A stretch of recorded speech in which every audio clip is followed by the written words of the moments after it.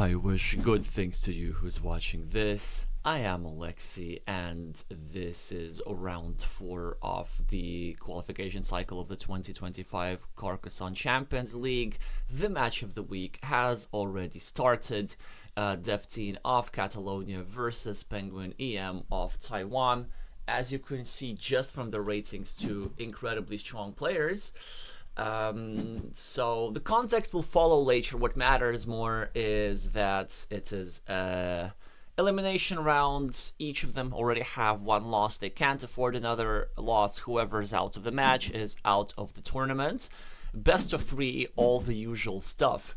So the game has already started a couple of minutes ago. Let's try and make sense of this position. It's looking rather good for Miss Penguin, although defdean has a lot of res meeples on hand.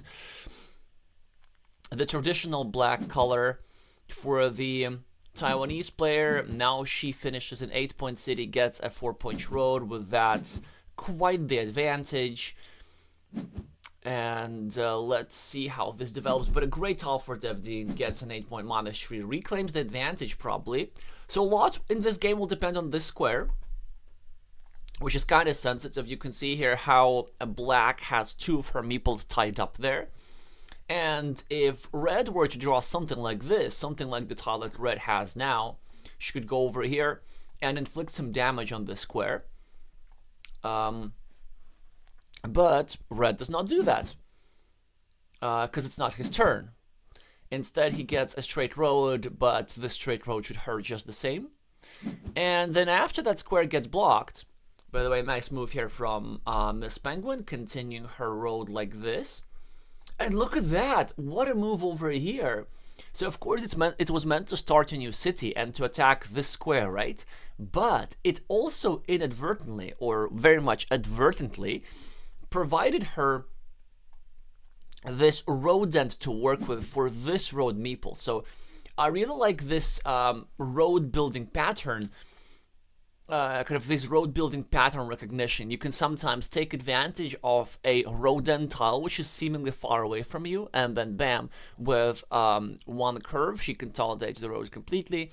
We can see that the Catalan player created a platform to harass her city a little bit. That's why she gets out of the way as soon as possible, and she drops an anticipation farmer. The idea of this guy is that let's say if defdean draws a tile that fits here, gonna get his 8-point city and a meeple back, then automatically this black meeple will be scoring 9 points for the field. And it's a fantastic tile for Miss Penguin. I was going to address that spot because it's 9 points for free of just one move. There was a big coin flip about who's going to get to draw that tile first. She also finishes her mana. She really a lot of scoring opportunities for the Taiwanese player. Probably now going to go to protect her city a little bit. So this seems to be the logical move, kind of not allowing red to draw a regular city cap and finish his city. But maybe she has something else in mind. Yeah, so she does the kind of standard move. Probably as defdean, I guess we might now have to go here and block our own meeple, but at least make sure to block 2 of black's meeples. It's an unpleasant thing to do, but it seems to be necessary. Well, or maybe, is it? Because there's only one tile that fits into this square, right? And maybe, given that we're behind the scoreboard, we could just gamble and try to hope that we simply draw that tile. Or, you know what? We could draw one of the 2 right-handed daggers, which fit to us as blockers. So we can either draw the left-handed dagger. There's one of those remaining. Yeah, and that's why red doesn't even bother. But I'm not sure how I feel about this city, really. Yeah, wait. Yeah, this has to definitely be a mistake by defdean, because... or is it? I mean, this 2-point city does not look like it has a lot of chances, but maybe it has. The reason what I don't like about that move is that it eliminates a field connection platform. And as red, we might have to connect to this 9-point field at some point. So now the only possibility is to go here with a standard ninja farmer through the outside of a curve like this or like this. But the probabilities of that being successful are a bit lower than normal. Well, at least for now, the city building seems to work out. defdean draws a fantastic tile, so players exchange high-scoring monasteries. 9-point monastery finished, 7-point monastery started. The play with the red meeples, I was going to say, is right back into this game, but the gamble for red did not pay off. He did not block black's meeple, and black drew the tile to finish the city, finish her monastery, and drop yet another farmer. And now her advantage is almost insurmountable. Oh, thank you, Wiseman, in the chat, pointing out that there are no straight lines remaining anymore. So this idea of dropping a ninja farmer that would try and draw a curve in 2 spots is no longer available. You would need to go with something like a curvy tile, hoping for a ninja farmer in 1 spot. Oh yeah, but red is trying still. Starting a new city at the top. Just meepling everything he possibly can. Black very efficiently blocking red's monastery. There's nothing that fits into this square, so this meeple won't be making it back. defdean with the Dorito Tunnel needs to spend a lot of time on it. So either we go here to build up our city at the top and to protect it a little bit, or we just go crazy and meeple the new city cap and try to draw all the city caps in the deck. Or maybe we go here or here, building up the city on the left and trying to complete that one. Yeah, it just kind of seems that red is engaged in a lot of construction projects, which seem rather ambitious. Okay, so chooses to go on the left. City cap for the Taiwanese player. Gets a lot of points. 7 to be exact. defdean now trying to continue his city. I'm not sure if this is the city that I would choose.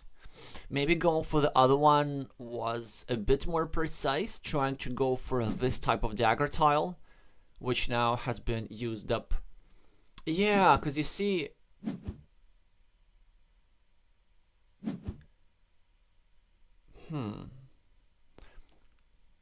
because maybe we had a chance to draw a tile like this and then later drop a farmer. Yeah, this tile, I'm not even sure. I think maybe red's overvaluing that city a little bit. Because even though he got his meeple back, and this was the last tile that fit into that square, maybe it was okay to just leave it there. Because this city also happens to be in black field, so we're really not scoring that much. The city that we really need to finish is this one, of course. Miss Penguin starts a new road, opens up an attacking platform against Reds. 1, 2, 3, 4, 5, 6, 7. Yeah, there's still a triple city tile available, so why don't we just go over here and go for a 50-50?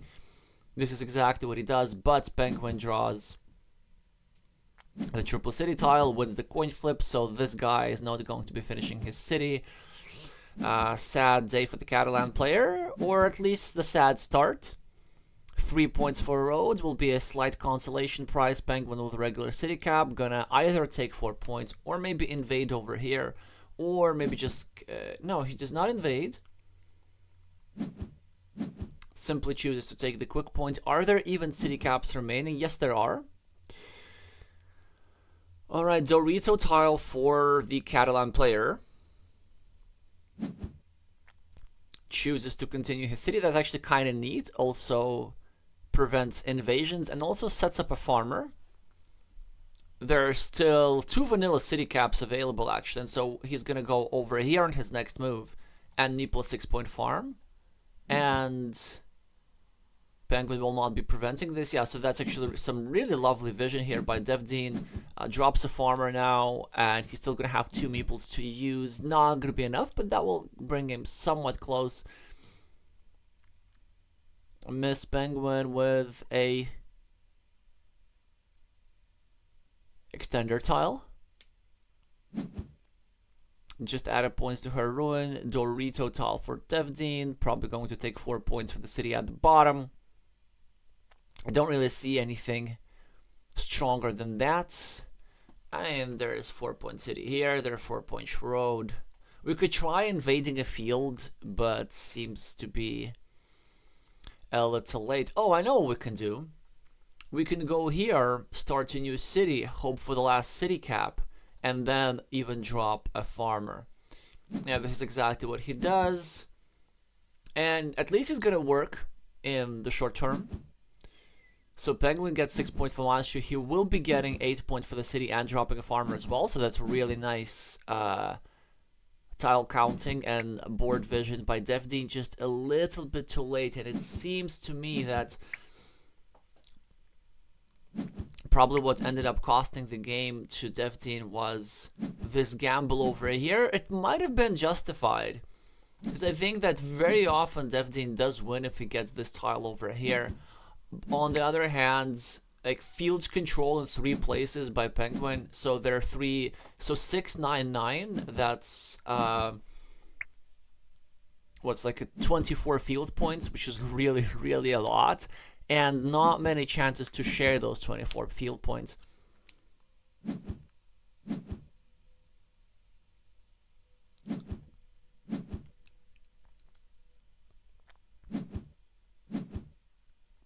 Yeah, quite the big score difference here.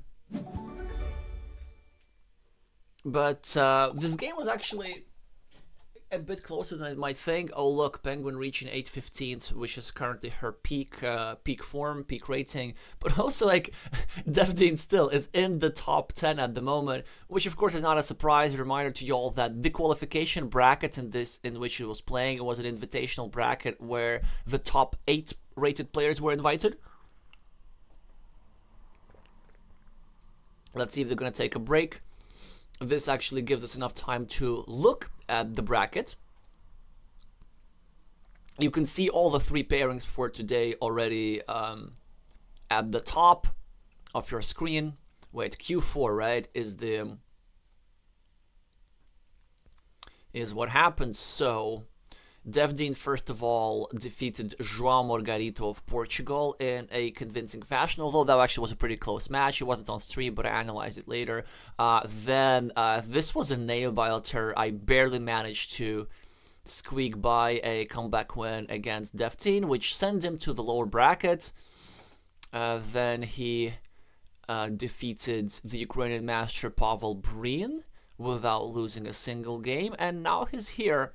As for Miss Penguin, she got past a Killuminati Warrior of Colombia really convincing last stream. That game just outplayed the Colombian master, and I would even say that she probably even played slightly better than Rabbit Rain in this super high level match, which she did happen to lose. That sent her to the losers bracket. She then won 2-0 again against the Argentinian player, and the other Romance language speaking player is now trying to stop her. In order to do that, he will need to win 2 games in a row, because again, it's a best of 3 format. The game has just started. Both players are playing relatively fast. And, oh, we're gonna have something interesting. So an early farming approach from the Catalan player, and look at this. Miss Penguin immediately tries to restrict that farm. So she doesn't start the road like this. She starts the road indirectly, although I kind of wonder what's the point if she's gonna add the green squares anyway. Red is building a lip-shaped city at the top, looking to get 4 Doritos or a combo of Doritos and city caps. Looks like it's most likely to be the latter, as he draws a tile with which he has an interesting choice. And he goes for the move which I prefer, starting a new city. An alternative was, of course, just dropping this city cap into his farm, but it's kind of too early to do stuff like this. There will be other divider tiles, and this is just a more efficient way of building, leaving nothing behind for your opponent. Now, a lovely move here for defdean, trying to connect to this road at the same time slightly obstructing this monastery. And is Penguin going to reconnect? Is she really going to do that? I did not expect that. Wow. Okay, now a strong move from defdean. Yeah, you know, look at this efficient use of tiles, taking you know, every single city element, leaving nothing back for her opponent. Miss Penguin immediately gets a straight line, and prepares to win over this road and build her monastery in the process. That's some really efficient building here. defdean can't really do that much. Maybe going over here, creating a bit of a blocking platform against here, or rather going over here, trying to separate these two roads by drawing a straight line, or possibly going over here, trying to set up a platform to re-attack this road in the future. Definitely what we should not do is go over here, because this road is actually not that valuable, and also we can probably afford to lose that road. Like, we've invested only one tile in this, it's really not that big of a deal. Miss Penguin will probably complete her connection, but she will end up dropping a city cap into Red's field, so she... Nah, I wouldn't do that even now. I don't think it's worth it, actually. Also, now, I don't think it's even worth connecting. Well, the Catalan player disagrees with me, but the reason why I don't like that move was because I think it was just better to try and obstruct that city instead, because Penguin has a lot of stuff on her scoreboard now, and this road is just not that long. So let's say 1, 2, 3, 4, 5, 6, 7 points was the road, and we provided 2 points for our opponents in the process, so we ended up basically just equalizing a 5-point road, right? Because we obviously equalized a 7-point road, and we also build up our monastery, the monastery for our opponent. In the meantime, she got away with an 8-point city, which was also preventable. So, okay, now defdean trying to gamble here, which can't blame him for it, actually. It's a decent move, but he gets separated very quickly, and now we're going to get a meeple back. And it's going to be another difficult position here for the Catalan. I mean, he will end up getting 2 points extra in this exchange. There are a bunch of city caps which are lying around on the board, but the scoreboard lead of Penguin is just too good. I mean, the efficiency of this monastery was just staggering. And if I were the Catalan player, probably instead of equalizing the road, I would just go here and here, put some additional pressure on this city, or at the very least not allow her to drop a farmer. Because really in Carcassonne you gotta pick your battles here, and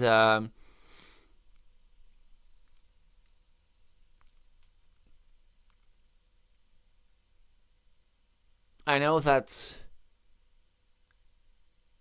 David is an experienced enough player to avoid tilting.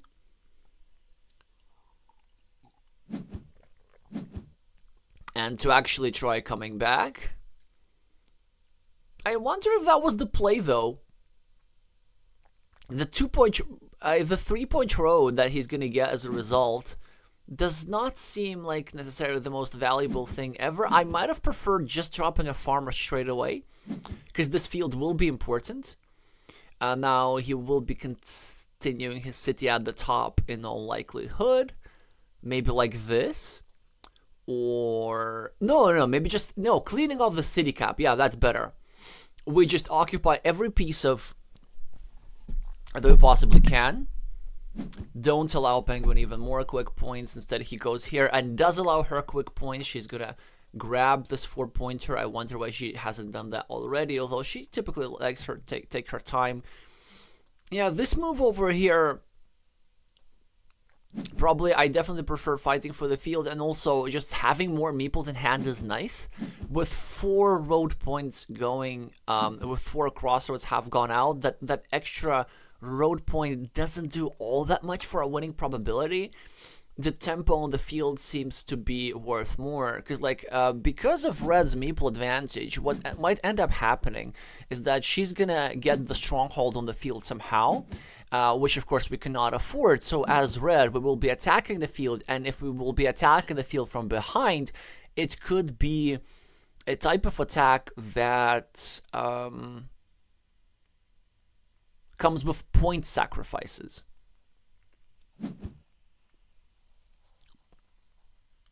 Alright, we'll see we have Taiwanese fans in the chat. Yeah, Penguin is doing very, very well. So the question is, do we have support for Catalonia as well? Or is defdean going to be outnumbered not only on points but also in the number of supporters? So, interesting sequence here. Wait. So, will Penguin end up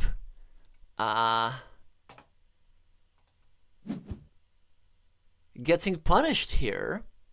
Because with this move, she could have gone over here and blocked this city, which is what I would have done. Because you gotta realize that, like, when you're winning, you really want to shut down the routes for your opponent at comeback. Instead, she made the best equity move, because that was like saving her own meeple, adding a very good tile to herself, restricting the city cap.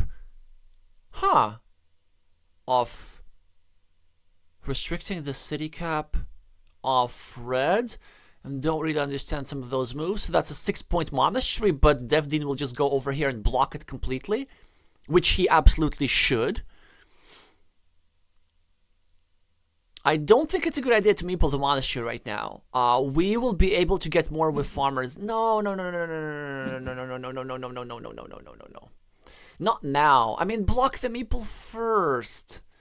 Like, why? I wonder, like, why both of these players just don't care about each other's meeples at all.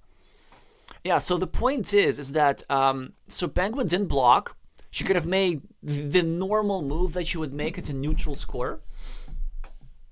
But as a result, it might her cost 2 meeples, because there's now 1 tile available that fits for defdean over here.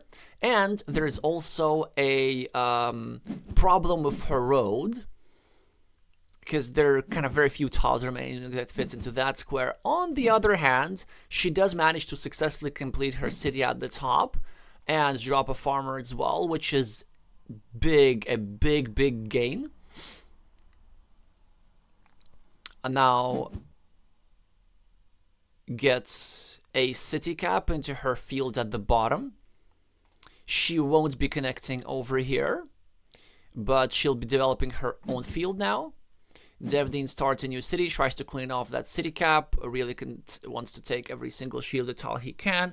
And now Miss Penguin has a variety of options. Yeah, that's the kind of stuff that I was worried about. So defdean had a chance to block all this, but now she drops a farmer, prepares the invasion of a field over here or over here. This invasion through the straight line is unblockable. This invasion is blockable, but there's still tiles that fit here.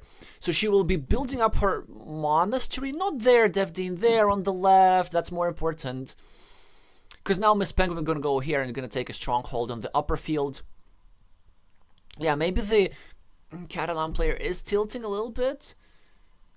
I kind of feel like if he just thinks for a little bit longer, he can find the move over here. He can still, yeah, but with this tile, it's kind of inflexible, so he can't really do it now. Like, I wonder, like, why really nobody wants to take this square? Okay, now it's time to go here and equalize. I mean, does he see that juicy 6-point field on the left? Yeah, yes, he does. Penguin now with the city cap, also playing very fast, trying to put some time pressure on the Catalan player. This field now will be tied.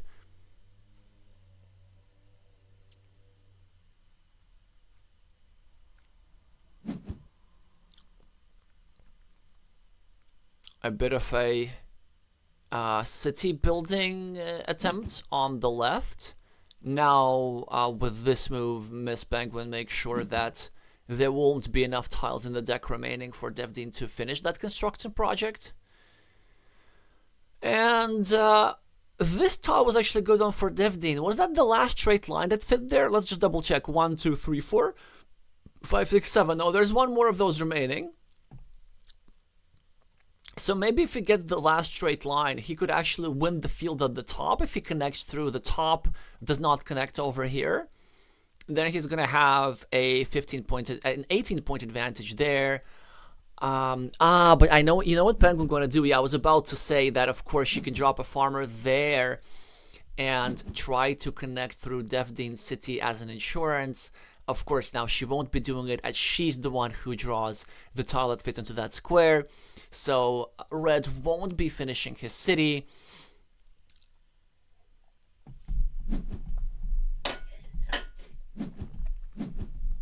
Instead, black will be getting herself a new shiny 4-point city, which also happens to be in her new shiny 6-point field. And it is going to be a very short match.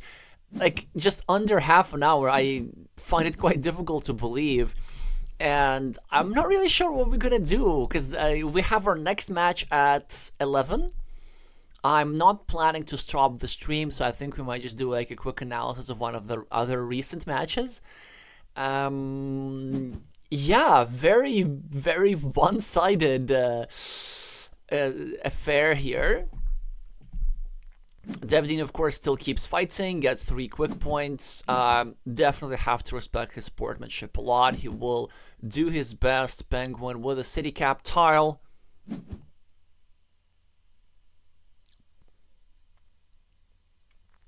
Okay, so some quick points still for the Catalonia. He still owns the field at the top, and Penguin still can't connect, and she does not get the tile just yet. Okay, a curve for defdean, which is okay, but is the last tile a straight line? I didn't count properly. I think it is. Yeah, I think she will end up making into the field anyway. No. So there were no straight lines remaining. So actually, this worked like a charm for defdean, as he will gain the field at the top as a compensation. And this, of course, will not be enough, just because Miss Penguin has so many points elsewhere. We're going to see what the point difference is.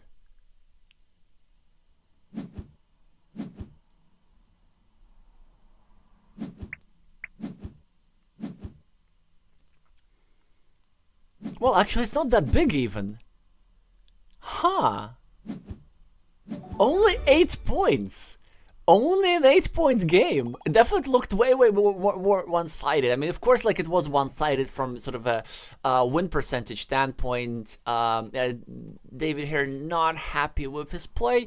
I mean, I would actually say, like, he made some really strong moves too. For example, this one over here ended up working like such a charm, almost. But yeah, I don't know. Definitely, I think some misses there, but it's not just the misses really, because so Penguin did a lot to earn the victory here. Let's just first of all update the scoreboard, and then I want to like talk you through a couple of moves. So it's very I mean, we can definitely learn a lot from this. So Miss Penguin will be advancing to the next round, just breezing past almost everybody in this qualification section, and reaches her all-time high of 8-2-3, which not many players have achieved. So, what I was going to say... Oh yeah, so that monastery over here was built up very efficiently, and she made a move which actually surprised me a little bit, because this thing over here, trying to retake the road, that was super aggressive, but actually that was the move that ended up winning her the game, because it forced defdean into some uncomfortable choices. He ended up spending quite a lot of effort on equalizing that road, and as a result, he helped Penguin with her monastery a bit in the process. And this gave her time to escape with this 8-point city and drop a farmer. That kind of put her a bit further ahead. And I mean, of course, like not the easiest tiles to deal with for defdean, as he wasn't able to prevent any invasions here, any road invasions. But sometimes you just like have to give away that road, and it's not really a big deal if your opponent finishes it, because I think with a road like this, it's more of a psychological thing. If there were only one black meeple on this road, I think defdean would not touch it. But the situation was there were two black meeples and one red meeple, so black had a majority. And in those situations, it kind of feels that somebody has taken away from you because the road was tied and then black attacked it and took over. But from a strategy standpoint, it does not, like, the history of the move doesn't matter. It doesn't matter if your opponent was building the road all by themselves or if they violently took that away from you. So it just feels that something has been taken away from you wants to get it back. But if you just forget about the psychological stuff for a second and assess the situation, all you see is that black owns the road, which has this many points. What do I do with this? What do I need to do with this? And it just wasn't worth too many points for it to be worth attacking like this. And I believe, because there's so many ways how it could have gone south, and even like defdean at least got a curve. But if Penguin were to get a crossroads, of which there was still plenty in the deck, it would have been a disaster. She would have finished her road separately, she would have finished her monastery separately, and the lone red meeple would have been stranded here with 2 points, with a 2-point road piece and a vulnerable square, a bunch of vulnerable squares next to it. So in the worst case scenario, she gets the road points and the city points, and a red loses a meeple. So when taking a decision whether to attack the road, we also need to factor in stuff like this, like what are the positive scenarios, what are the negative scenarios, and we know that if we successfully attack the road, we're gaining 5 points. Well, maybe 6 points, because we're not allowing her efficient build-up in this square. We're not allowing her to get a tile that would give her a monastery point and a road point. I guess we're also eliminating another monastery spot, but the value of that is pretty marginal since the position is good from new monasteries anyway. Yeah, and so not only do we just take 5 or 6 points, put it however you will, but we also do that with less than 100% probability. We're probably successful like 60-70% of the time at most. So we need to factor that in. So it's like a 3-4 point move. And then the question is there something better in the position? And yes, there is. Felt like attacking that city was a little bit more important, and maybe even with that curve actually after the road attack, just not allowing Penguin easy points and an easy farmer would have definitely helped quite a lot. Maintaining the control of the main field, but also eliminating so many tiles that go into that square. But then once you put yourself in this position, then it becomes quite difficult. Oh, what if I don't use the curve right away? What if my opponent gets a crossroads? That's already a legit concern. So you really can't blame Red for following through with his plan. It's just that the plan, first of all, was probably the second best plan available in this position, but of course you always have to find the best. Now, also what's interesting, definitely Penguin deserves a lot of credit for going over here in the first place. There's just so many players who are simply not aggressive enough to do this. They would just drop a road and this is the move that ultimately won her a game. Now 8 points over here. I'm going to read the chat in just a second. I just need to, really need to refill my hot liquid. I'll be back in like 30 seconds, and then I want to say a couple of other words about this game before our next match.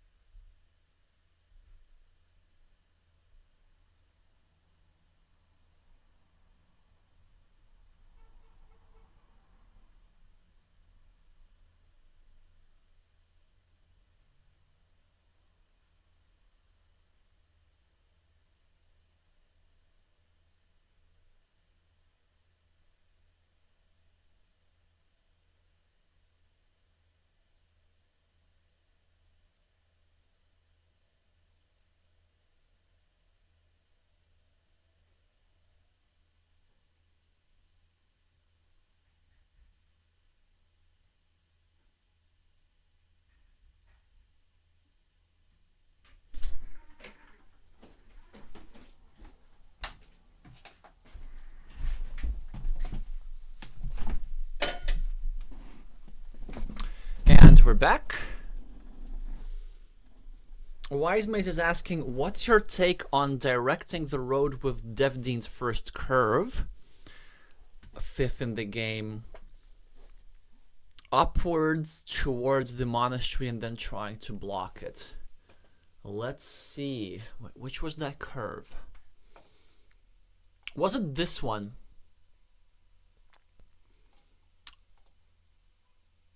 Okay, now I'm kind of trying to remember how the situation was. So this 4-point road belonged to whom? Wasn't this 4-point road belonging to defdean? Because like we started this game on the 5th tile or something like this, so we didn't watch it like straight from the start. You know what I think I'm gonna do? I think I'm just gonna turn on the replay, because I really want to answer this question. We're going to come back to the final position because I want to talk about some other aspects, but let's just first of all deal with the opening stuff. I'll look at this penguin now and the top 3 globally, rating-wise. Getting congratulations from her teammates. Anyway. Yeah, so let's just have a look about this one again. Game replay. Well, I guess we should be looking at this from the perspective. No. Not that design. Yeah, I wonder, like, some players just don't know that you can change. Oh, man. David, and you, David, even you. No wonder you lost. Okay, I cannot possibly understand this move. I mean, I understand this move, but typically, the vast majority, of course, of top players place the curve over here, starting a 2-point road. So I'm kind of really shocked to see Penguin do this, and because this 2-point road, it does have a lot of benefits. It plays excellently against road tiles. It plays very well against city plus road tiles. So, you know, so the chances are it's maybe like just like a little flaw in her game that she might just not know. And obviously, because she's so good at everything else, it does not end up impacting her game. Or, you know, she's possibly knowing something that the rest of the Carcassonne world doesn't. But I generally follow the rule of, you know, following, of getting, of meepling the first tile regardless of what it is. Yeah, and also, by the way, you can see immediately that red benefits from it. So red starts a loop road. Had a black gone over here, like the normal move, then red would have forced to start a 1-point road like this, which is just nowhere near as good as this. So definitely giving away some equity there. Also, by the way, with this move, Penguin would have now set up herself for a loop. So, also, you know, a misclick is always a possibility. I'm really not sure. defdean starts a new city. We're going to get in a second. Okay, you said move 34, eh? So, going to back in a second. Loop road, normal stuff. And I think here... Yeah, and with this curve, we drop a farmer, and this is where we started watching. So this is actually where we started watching. So this is, you know, the usual stuff from both players. And finally, we'll see a monastery somewhere. Yeah, exactly. Fantastic stuff. defdean attacks the road, which is a good move. She now reconnects, which I think is her winning move of the game. Definitely underrated. defdean is being efficient with his cities. And, okay, so this one, this curve.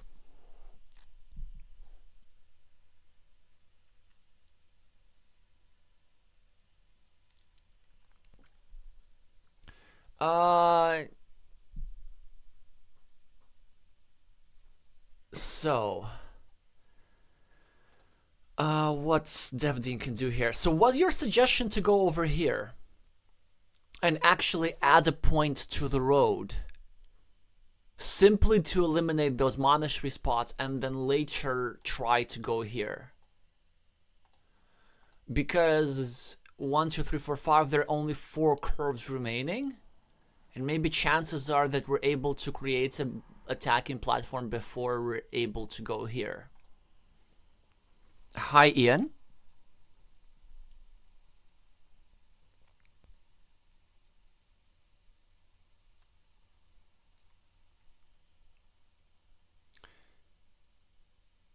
Wait, what did defdean do here? Yeah, again, so some options here. Like I can first of all tell you the move that I would have played. Oh man, that's just so not obvious.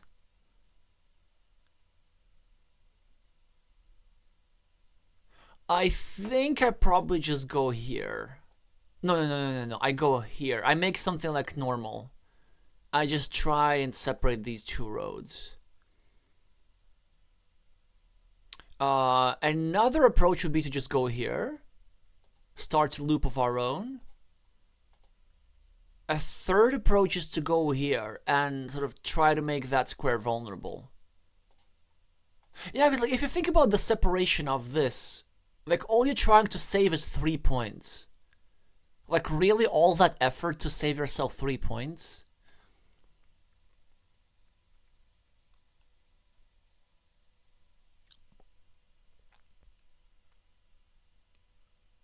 Yeah, so, that's a great point. So going over here would be slightly better odds due to dagger asymmetry because one of these tiles has already gone out. So if we go over here, then we have less chances or fewer chances to draw with a dagger.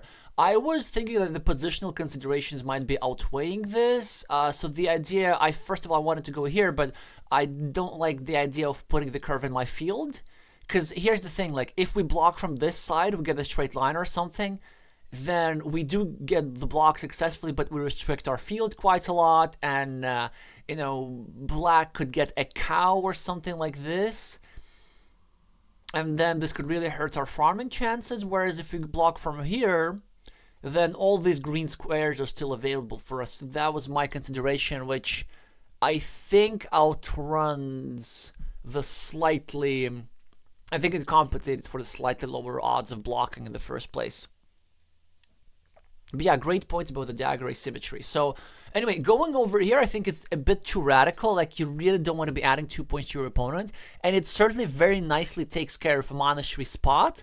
But it only takes away 3 productive tiles from your opponent. And it still leaves 6. With any curve or any of the 2 road monasteries, your opponent's still going to go over here. So it seems just to be a bit too desperate too soon. Yeah, so I would be torn within 2 moves. Probably like I would make something normal like over here.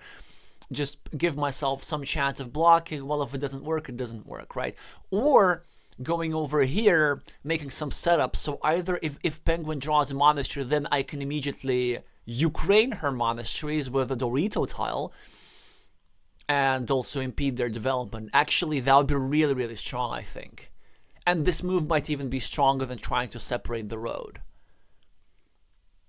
But then also, no, it's not that strong. What she does, he just like draws a straight line and escapes this attack and then draws the monastery. But with only 4 straight lines remaining, maybe this is not that likely. Yeah, so there's no obvious move here that I can see.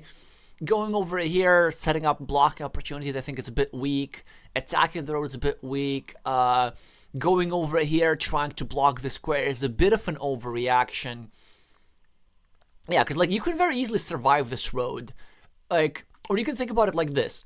If her opponent gets a curve, she's going to get herself 4 extra points. 1 from here and 3 from this road. So it's the same thing as if there were an empty city cap lying around and she just takes 4 quick points. So is that ideal? No. Is that the end of the world? Definitely no.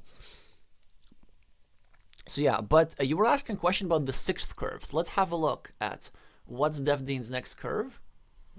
Okay, so defdean goes here, yeah, and now she connects. Okay, the 6th curve though. So here is what I do in this situation. First of all, I'm actually really tempted to go here because this move has merit. It's takes out a monastery spot and it sets up a connection.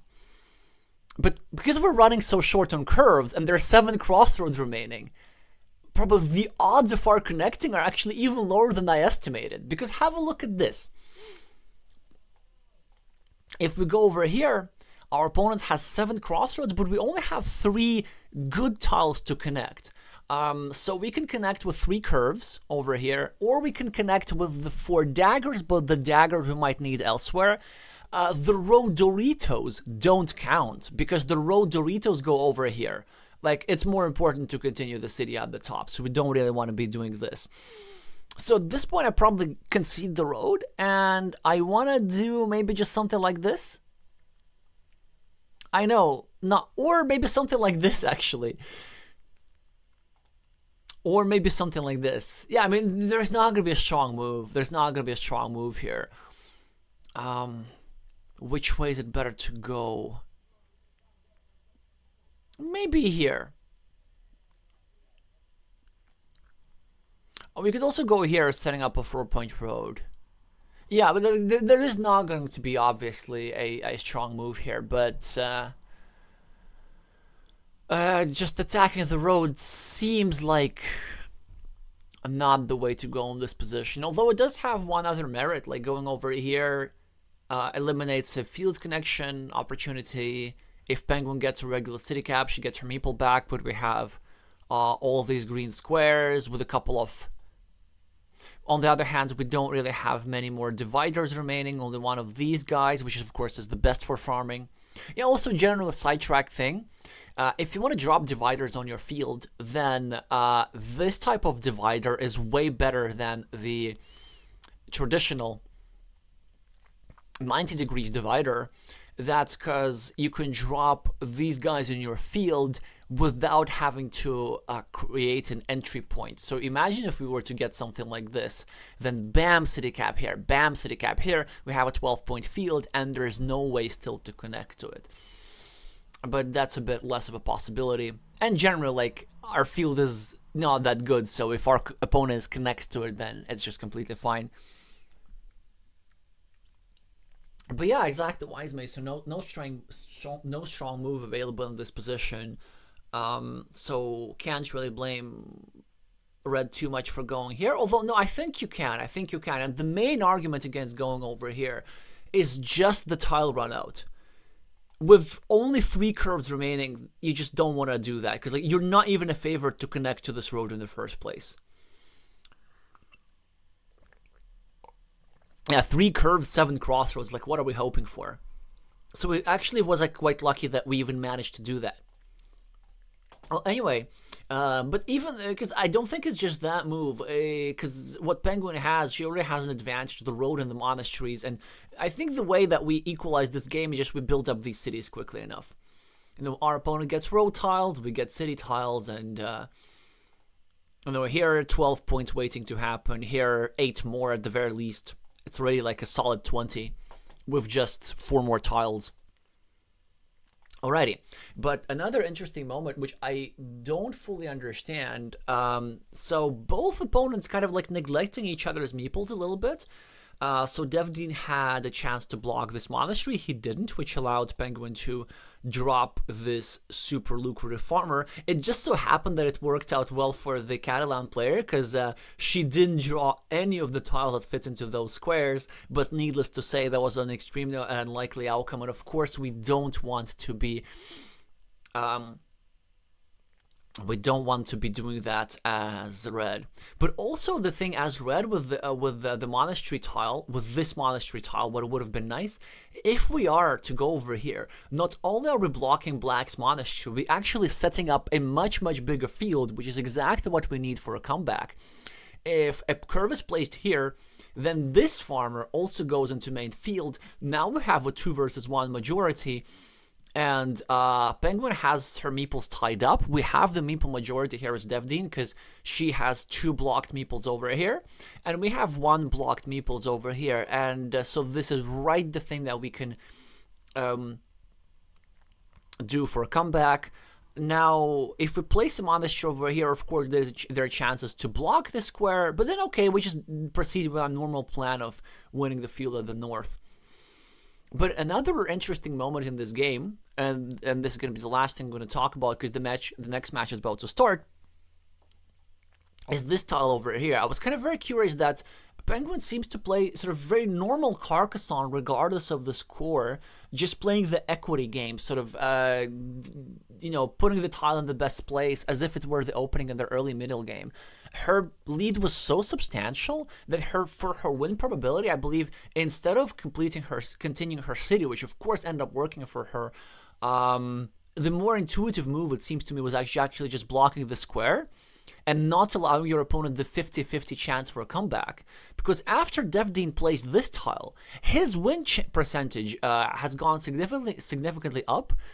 He could draw the dagger tile. It's just that Miss Penguin managed to draw the dagger tile for him. Then he completes the city soon enough. 3-point road for him. Like 14 points on the scoreboard. That's really a lot, and that could hurt her. 16 points on the scoreboard even, extra. Plus the 3-point road, so 19. And her city at the top isn't even guaranteed. Yeah, I mean, she ended up drawing the tile anyway, and also she didn't end up need to draw that tile because she dropped this wonderful insurance farmer over here. But you know, like with some different tile run out and with different play as well, I think Red could have really turned this around. So imagine this, if Red just saves this farmer, and instead he's the one to drop a farmer here, basically going for the 50-50, then he manages to both connect into the field and to finish his city. So he could set up his position in such a way that he would gamble the entire game on this dagger tile, and if he were to get that dagger tile, yeah, he'd probably succeed in winning. So definitely interesting to see those points. I'll try to think about them more and analyze maybe more of Miss Penguin's games before the next match, because her next match is against yours truly. Now that she wins, we will be playing with her in the consolidated finals for a spot in the Champions League. So I have some selfish motivations in the stream, not only, of course, to provide entertainment for you, but also to get myself some intel for that match. It's gonna be not the easiest one, but you know, been there, done that. Alrighty, in 1 minute, we're starting our next match, which is in Q2-1, I believe. Yeah, so MegotNoSkill, the player from Australia who won 4th place at the Mind Sports Olympiad in 2021. Also one of the first players to ever appear in a video on this channel. For those of you who have followed me long enough will know. We'll be playing against Visitor Q of Catalonia, who has been with the Catalan team for a long time. So nominally, I would put Visitor Q as the favorite, as the more expensive, as the more experienced player. But look at who Mr. Megot defeated in the upper semifinals. So certainly, like after you beat Nallerheim, you kind of have to think that you can beat anybody, and that's probably true. So Visitor Q here has to be very much afraid, and let's see how this works out for him as the match is about to start.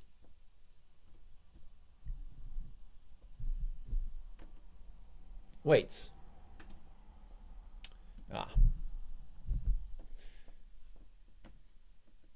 Is that the right... Is that... No, I don't think that's the right person. What's his actual screen name? Okay, no spaces. There we go. And the game is just starting.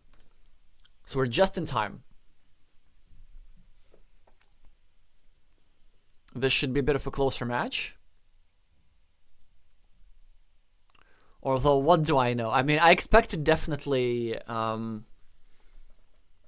a bit more of a back and forth than the last match in the one that we just witnessed, but sometimes it happens like this. So it turns out that my yesterday special guest, Zvonimir Vlaich, was just spot on with all his predictions.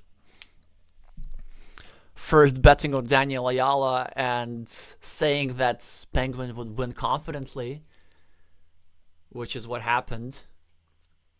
All right. Are they gonna go for it? Go, go, go, go, go, go, go, go. Time to start. 11:02. Is Megot even online?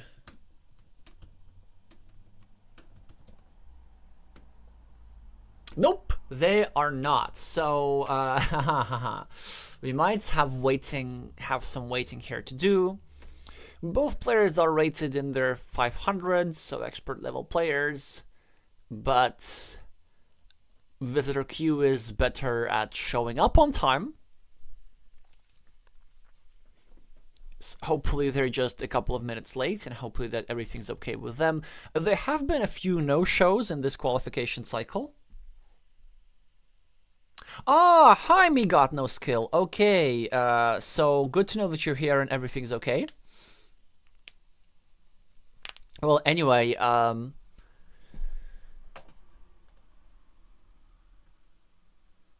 I guess, yeah, maybe just, try to just message us again in the chat when you sort out the stuff with your computer.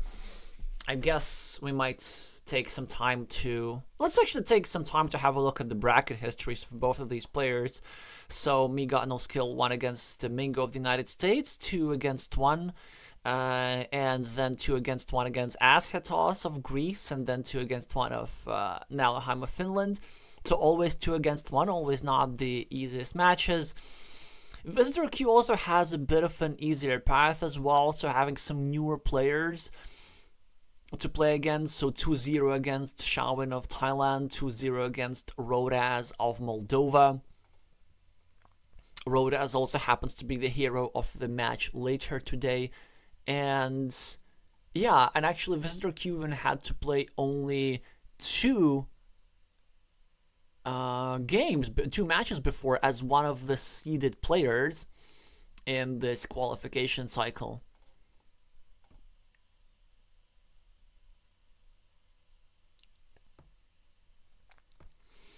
Yeah, so the rules regarding no-shows in this tournament are, first of all, that everybody's allowed kind of 15 courtesy minutes. But then after 15 minutes, you're considered late, and then the match typically does not happen. And then you'll need to rearrange the game to a different location. You get a warning. If you get 3 warnings across the entire tournament, then you lose.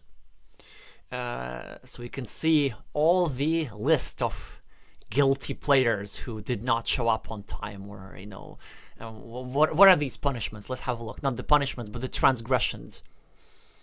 So did not show up on time, but we also have did not contact their opponents. Yeah, because also for each matches there are some deadlines how they're supposed to be arranged. So the idea so that this qualification cycle doesn't last forever and actually finishes before the end of the year, so that we can start the Champions League properly in January, or I forgot when the start was, probably in January. Yes, Vladimir Vlaich, you were right yesterday about everything. So let's see if we're also right about the other predictions that you made. So, what I was going to say. Oh yeah, and so the schedule of this tournament, that there's supposed to be at least 1 round per week or more. So there is a deadline for every game as well. Looking at you over here, Mr. Secret Star. Alright, let's see if... Oh, there we go, Megot is online. So, we're about to see the match start after all.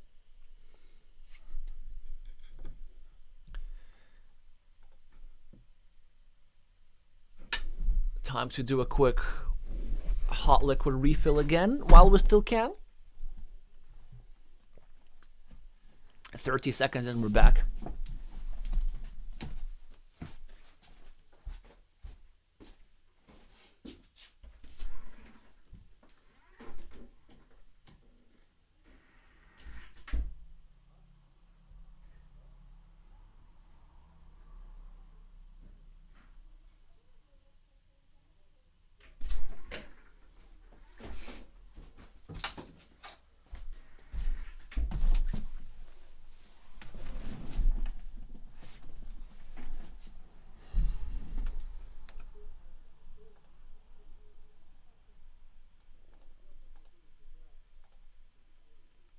Alright, the match has started. The Australian player with a starting tile as his starting tile and the starting player advantage and the first 4 points on the scoreboard.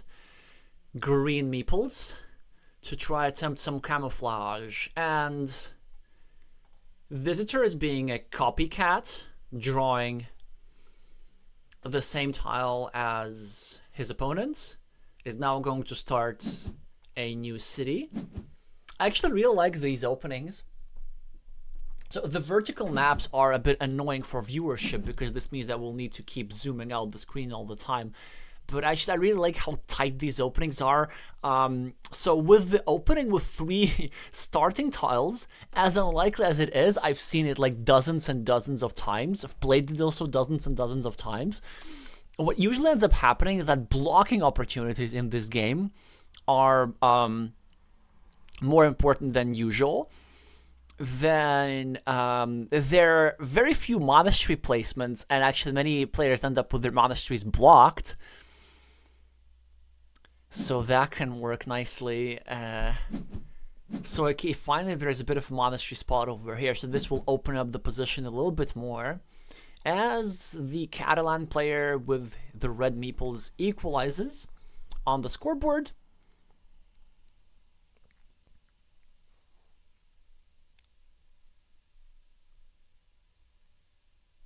Wise Maze is saying, imagine the odds of, and that's on stream. Well, probably not much lower because apparently in the last week, probably every single game on Board Game Arena is being streamed. Maybe just trying, I'm really trying to be maybe a bit overzealous in a couple of days. The reason is that because I will need to take a few days break for personal reasons and just want to get as much streams as possible before I'm actually forced to pause for a few days. We will be missing some good matches, sadly, but I make sure to come back for the very end of the qualification cycle to show you all some finals.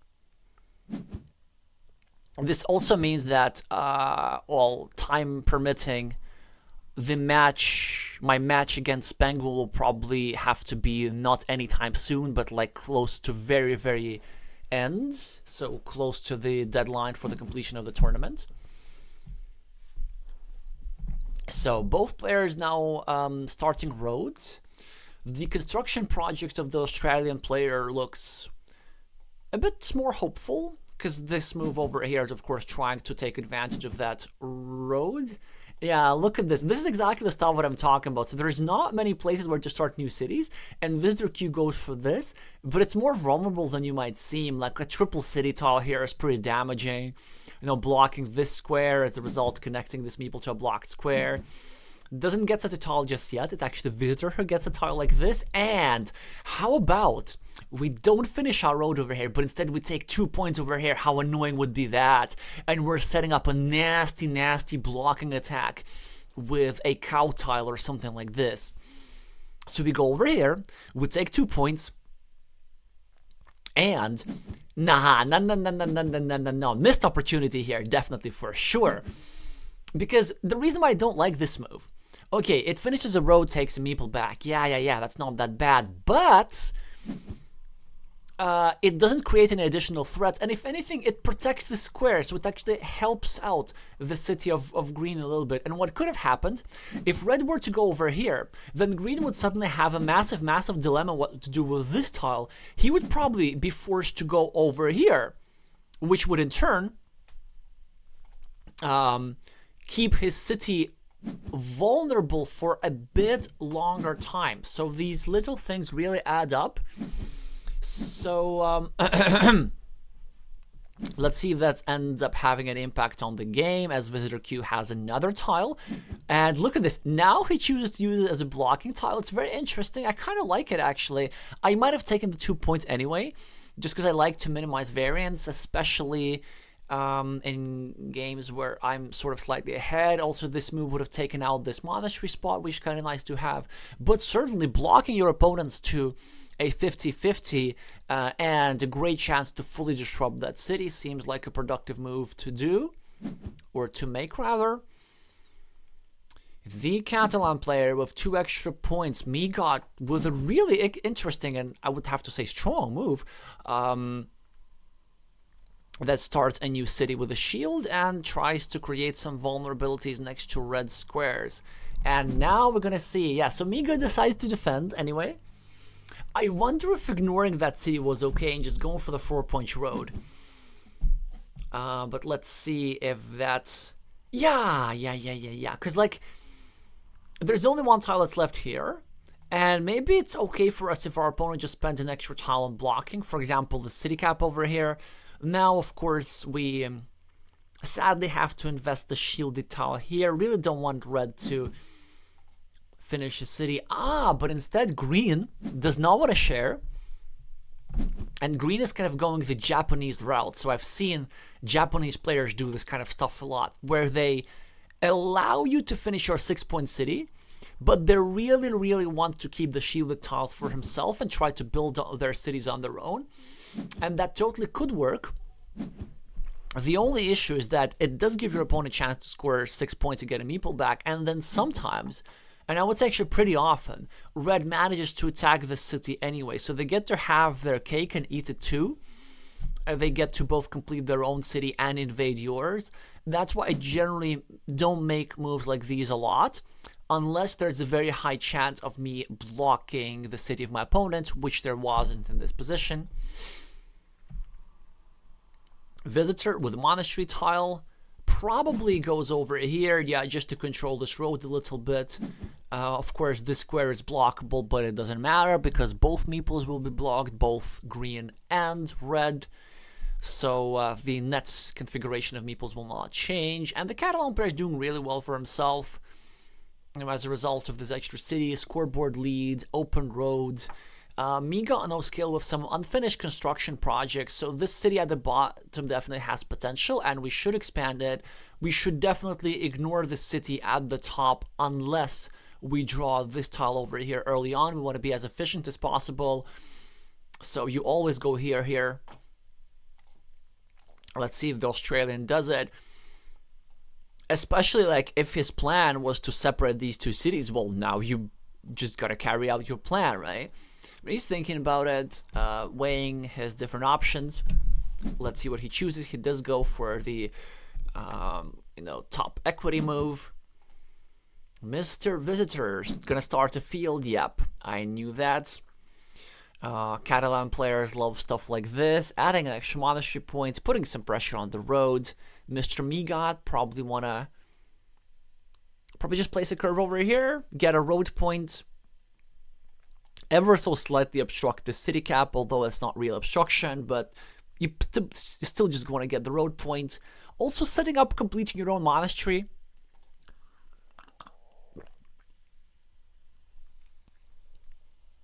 There are some far-fetched but quite real scenarios of completing our monastery and then maybe later blocking red's monastery. Less than 10% of the time it probably happens, but still, 1 point is 1 point is 1 point. Visitor with an annoying move that's actually really nice. So he does not take the city cap just yet, because the city cap is in his field and he can afford to keep it empty. And also, ideally, you want to use a city cap to clean off the city cap as opposed to anything else, because let's say if red gets a vanilla city cap, then he's going to get all these points, and also this field of 9 points will remain nice and clean with no additional attacking platforms. But this move I actually really like, because it starts making this road square vulnerable and this city vulnerable as well. So it does both things. Megot does indeed finish his monastery, starts a new road, and a fantastic tile for Megot to try and invade Visitor City here and finish his road at the same time. So both players exchange quite a lot of good tile draws, and the last starting tile has been drawn by Visitor, which means that the city at the top is completely blocked. So this earlier move by Visitor disrupting the city, taking the 2-point sacrifice ends up working like a charm. Red uses this tile as a blocking tile, now obstructing the square quite a lot. There's still two dagger tiles that fit here.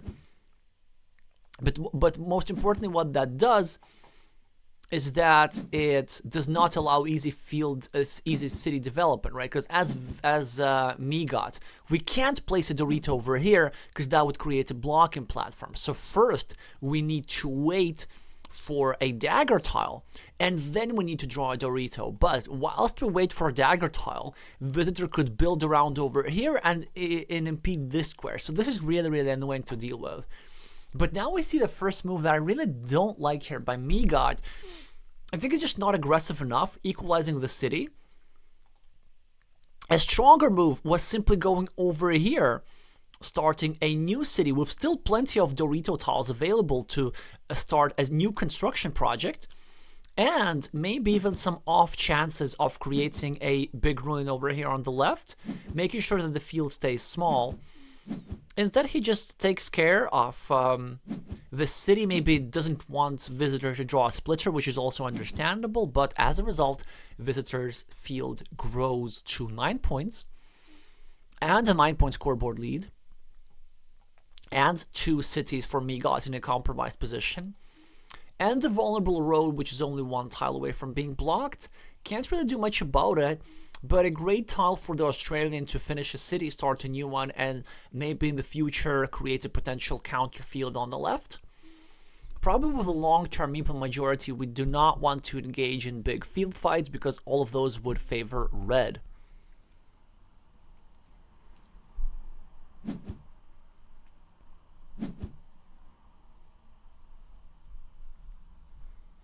Oh, okay, so now he's being aggressive.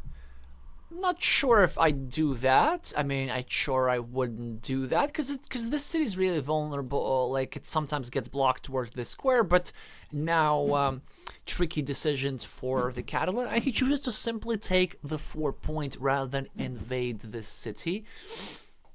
Quadruple city tile at just the wrong time for Megot. No productive moves.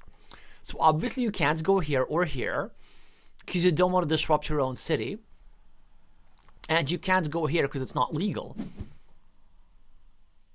So he just dumps this tile, but I probably would have gone over here and just tried to run away with the city at the bottom. Yes, it will be blockable in 1 turn, but if it's blocked, then I'm getting these extra points.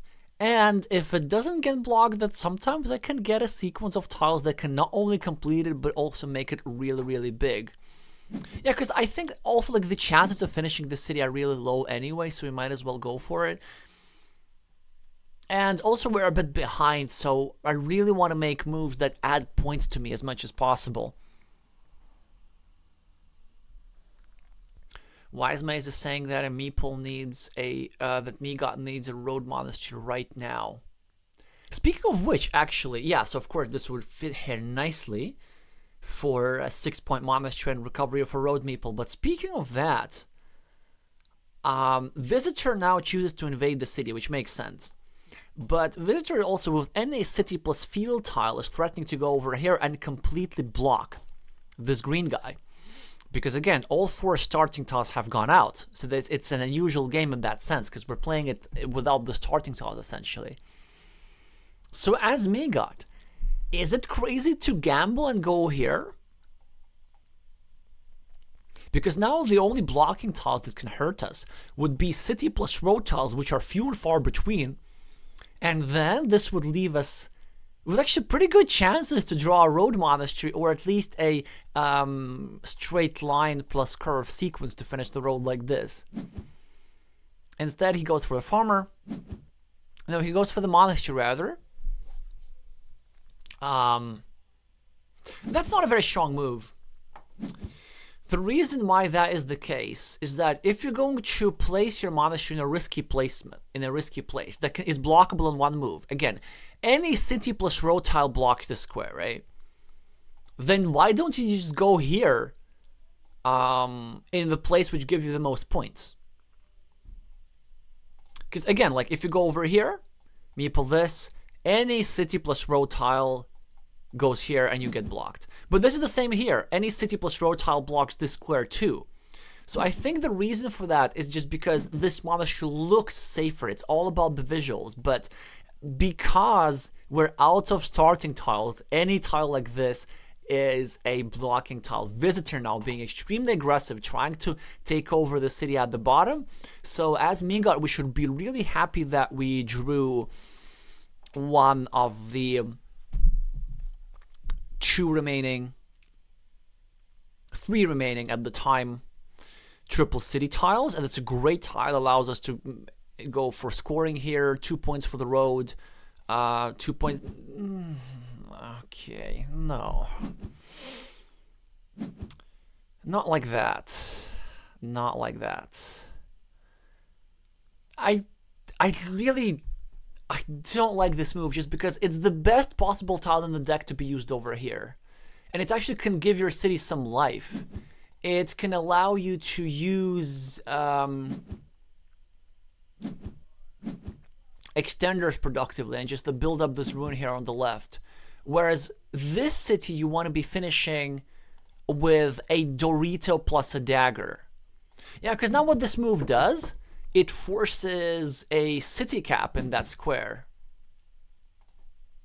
And the city caps with the road are few and far between. In the meantime, of course, Megot successfully blocks the square, but at what cost? Visitor just creates another field over here. Then this meeple is permanently blocked because Megot refused to defend. Yeah, so this is just going downhill straight from there. And the tiles are not to blame. That's just all the consequences of probably some choices which could have been made a bit differently. Now the road monastery goes first to Visitor, who starts a new one. Okay, now finally some chance. Mr. Megot can get back into this game by going over here, protecting the square. There's still a tile that fits there, and I think there's another city cap to finish, and this will give us a lot of points. This would actually give us some chances.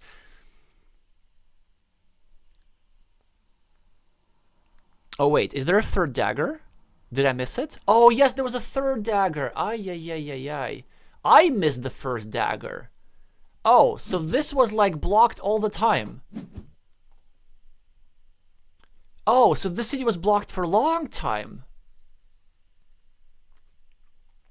So actually, this was the final dagger that Visitor drew.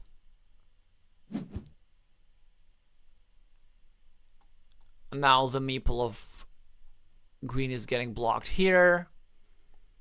Green will be developing his monastery, but he will be not completing it. Oh, it's gonna be really, really painful. Trying to continue a new city. Visitor blocks that too. I don't think there are tiles that are left to complete that, or are there? Yes, there are. Okay, actually a couple there. I think two daggers from that side.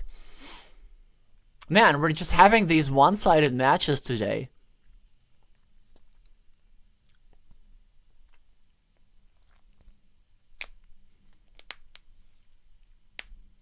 Scoring tile for Visitor. No, he chooses to try and block. Megot does get the dagger, so a bit of a waste of 2 points here from Visitor with his lead.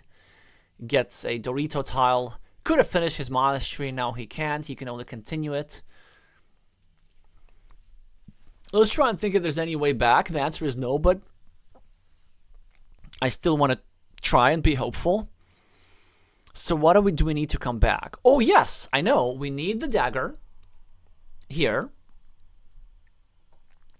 And then maybe 1, 2, 3, 4. We need a straight line. Plenty of those remaining. And maybe we go here with a curve. 1, 2, 3, 4, 5, 6, 7, 8. There's still a curve remaining. Yeah, look at this. So we first of all get a dagger. We finish this city. Yeah, there's still one more dagger remaining. Yeah. Okay. Then we get a curve as green. And we drop our last meeple as the farmer. Because there's so many straight lines remaining, and that is 3. This square is almost unblockable. So let's say our opponent draws a straight line, we draw a straight line, we connect to the 15-point field, and then we get our monastery meeple back. And we also do something else with it. Maybe we get an 8-point monastery on our last move. Maybe we get into this 9-point field. And then our ruins start looking pretty good. Or maybe we find a way to reconquer this 15-point field in the end. I believe some marginal chances still exist in this position for Mr. Megot here. But not with this tile, although this tile is pretty good for scoring. Either 3 points for road over here, or instead he chooses just to complete his monastery, pre-complete his monastery, but I don't think it's just quite strong enough. Well, he will be successful at the moment, at the very least. But then the question is, how are you going to attack that field? How are you going to attack that field? Visitor with the road monastery, which is an excellent scoring tile, gets him 9 points on the scoreboard and meeple back, and this will be just way, way too much to overcome. Megot with a straight line, no productive uses for it. Well, I guess we can go here or here. No, there just isn't just anything. Of course, he drops a farmer, but I doubt. Yeah, it's super easy to block. Now again, just because there's so many straight lines remaining, they're very inflexible geometrically, so that doesn't allow for any field invasions. So probably what we had to go for is actually something way more risky, going over here with the last meeple invading the field and then completing the monastery. Visitor with the last dagger tile, getting a ruin for himself. Mr. Megot with just 2 extra points for the city, and all the field control goes for the Catalan. So, of course, the better tile draws as well. Kind of got most monasteries, got some good city caps too, but also some decent scoring tiles. Lots of crossroads for Megot, I think. No, actually, not lots of crossroads, just a couple. No, a few crucial crossroads for Megot. He did get to complete his monastery at the right. But just certainly would question some of the prioritization. And it definitely felt like a game where we could have managed to show a bit more resistance as green here. But still, it's just one game. The match is not over. Still all the chances in the world for the Australian to come back. It will be quite a big point difference as a result of these fields. 22 in the end. And yeah, I feel the main issue probably for me is this monastery over here. I'm actually even surprised that it got completed. So there was a way to just go a bit crazier and go over here, which I think would have worked just as well. Well, but you know, in hindsight, it's a bit easier to operate. And Red was creating threats all the time anyway, so I don't think it was very easy to stop Visitor Q, who also managed to develop his 12-point field very nicely in a way that was very difficult to access, and that ended up deciding the game along with the menacing monasteries on the left. So congratulations to our Catalan fans, and now it's time for the second game. Visitor this time as the starting player gets the city cap. No, not the city cap, but the 2-point road. Megot with the first monastery of the game controlling the city cap, and it is a fantastic tile for Mr. Megot. You see, Visitor now discards the quadruple city. And that means that the starting advantage of Visitor will have evaporated, because the main thing with the starting advantage is not just the fact that you get the first dibs on the city cap or the road, and of course he didn't even get the city cap, right? It's mainly the fact that you get to place one more tile than your opponent, 36 tiles against 35, and you get to go last. So you get all those better probabilities towards the end. But now, because we're going to have one fewer tiles in the game, this is gone. 35 tiles will be drawn by Visitor, 35 tiles will be used by MegotNoSkill. Moreover, it will be the Australian who goes last, so it is essentially the same thing as him having the starting advantage 2 times in a row. He already has the monastery, so a slight advantage, and Visitor now tries a very extravagant way of blocking the square, which actually is quite decent. At least it kills off a monastery spot over here. Of course, green can still use a monastery over here to control red's road, but at the very least, stacking options are no longer there. Of course, green's not going to place a monastery over here. He's not going to allow an easy block of 3 meeples with a road tile. What's probably going to happen, he will draw a Dorito tile eventually that fits over here. It looks like a dangerous block, but it's very easy, but it really isn't, just because it's so difficult to follow up. Loving this road over here by the Australian, really creative. Leaves an empty city cap, but that's okay. We can pick it off right now. We can even postpone the Dorito, although it's super tempting to place it here just because that tile fits so well, and he does it indeed. Now, renewing the stacking threat. In the meantime, Visitor with the early farmer. Starting a new city as well. Completing his road. Scoreboard lead. Megot with a straight line will now go over here to start a 4-point road of his own. Or at least he should. But I have a feeling that he wants to go over here and meeple this farm, which he shouldn't. You really want to score like aggressively first, and then deal with the farm. It's not that big. I think that he might have an idea that he wants to draw a curve in order to block the square in the future. But what a curve will do, it will actually expand this field towards the left, and it will bring this city cap into the game. Okay, he does go for the farming attack, which is a move to play, but I simply don't like saying no to 4-point roads.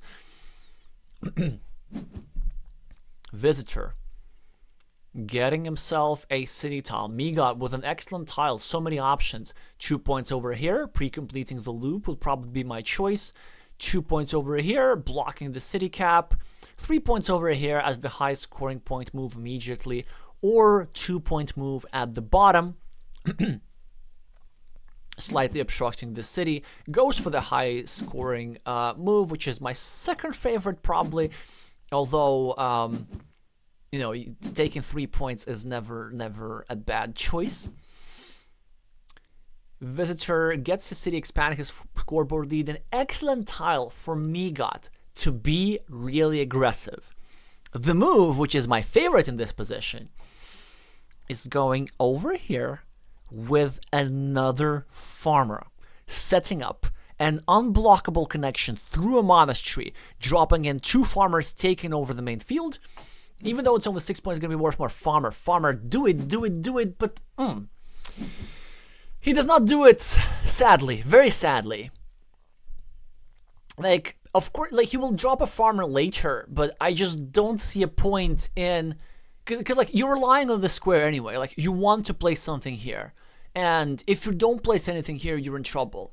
So why not be more efficient and simply exacerbate the damage that it causes to your opponent? Yeah, so in general, like, if you can connect 2 farmers using just 1 tile, well, that's awesome. Why connect just 1 farmer if you can connect 2? Now, of course, he's going to go over here, continue his loop road. He was trying to take over the city at the bottom. Luckily for the Catalan player, he managed to get a connection soon enough.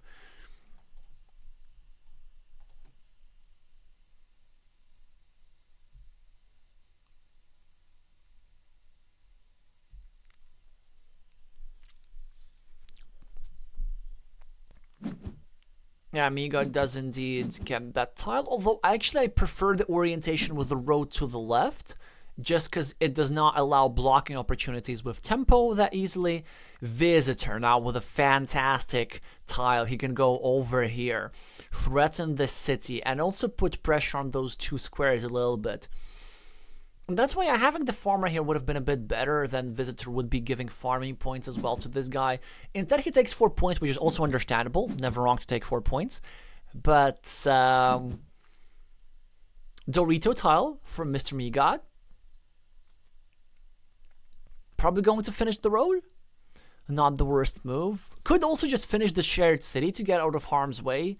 Could also start a new road on the left, although we are running a bit short on meeples to be doing stuff like that.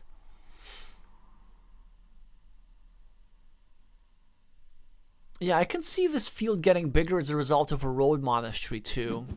Chooses to finish his city. We never meeple it. Don't meeple it. You're gonna get 2 meeples blocked. Very wise choice. With 3 points, and now Visitor with a monastery tile, and he chooses not to fill that square, so a fantastic move. A fantastic tile for MegotNoSkill, as he's gonna get his 7 points. 9 points on the scoreboard, 7 points extra, and you see, so he could have had all that, but with an additional farmer over here earlier on. And you tell me which position is better. Do you want to be equal on the field, or do you want to be winning a 9-point field with absolutely no extra effort on your part? But anyway, still a great position for the Australian, which would also be good for our neutral fans. Because if Green wins this game, he will also send this match to a decider. Visitor, starting a new city. Megot with a chance to do some damage, either by going over here and obstructing the square directly, or by going over here and setting up a complete block with a triple city tile or a Dorito. Probably slightly prefer their last option, even though it has no immediate damage. In case of a good run out, it sets up greater damage. Instead, he plays a much weaker move, which actually starts a 4-point road, which is sort of kind of okay, but in this position we're way past 4-point roads anymore. There is just some bigger fish to fry, as Visitor is trying to attack this big city, and he succeeds, as Megot is trying to run away from the top meeple, but Red gets him from the other side. There is no way from running away from your fate, says the Catalan player. Yeah, the reason I don't like this road is just because, like, this is a move that you typically make a bit early in the game. Also, with a bunch of crossroads gone out, it's just really not that profitable. And if you were to go over here, by the way, if you were to set up that blocking threat, then this would not allow for Visitor to put pressure, because Visitor would then be forced to save his city over here. And then also this means that our monastery would have been safer as well, and our city would have been safer. So like this whole situation would have been avoided.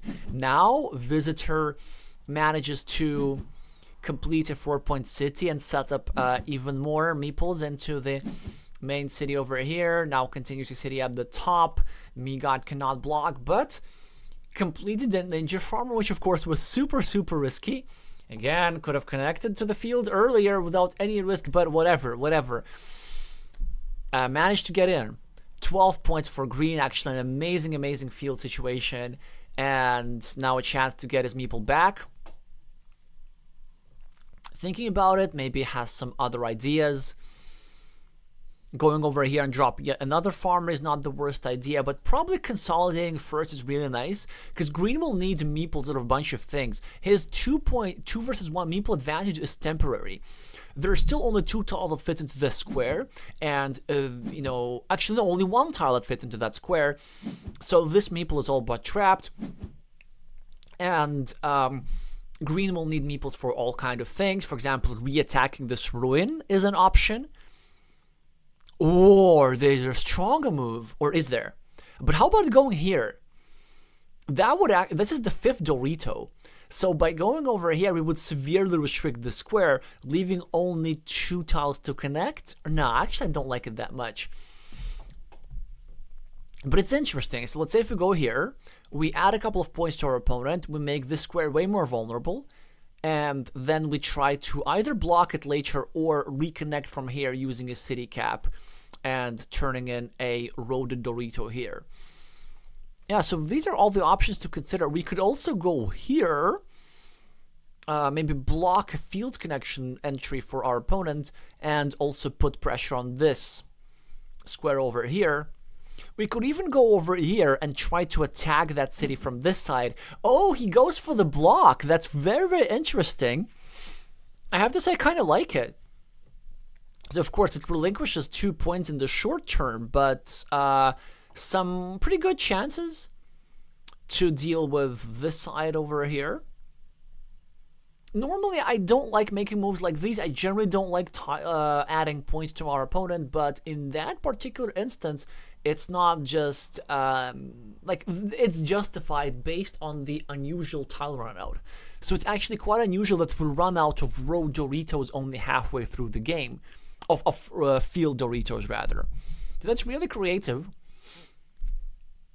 And this could end up working out like a charm. It all depends on the follow-up. Although, sadly, Megot now disconnects. Now, we know that he had some hardware issues earlier, and we hope that this is not the case, because I think if he does not reconnect 1 minute from now, he will be losing this game. The time rules are strict, and each player is responsible for their own hardware, for their own internet connection. So it's just life. It's you could say that's another luck component in the game. Well, luckily, it will not come down to that, as the green dot appears back to his screen name, which means that the Australian is back online, 30 seconds still on his clock.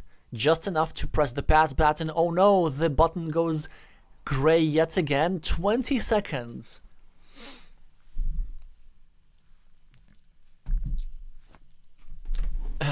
Would be interesting to just double check if we have any organizers in the chat. I know that Sergey watches these streams a lot. 5-4. No. Well, will this be a loss? I'm very interested. So he now goes over time, which I think should count as a loss according to the rules. I know that at the World Team Carcassonne Online Championship that would be a strict loss, but I really wonder if this applies to the Champions League. I think it does. Yeah, thank you, Wisemates, for confirming this. So it will be an extremely anticlimactic finish. I agree with your emoji very much, Andres. Not only because... Well, wait, no, it will be the end of the match. That's such a bummer.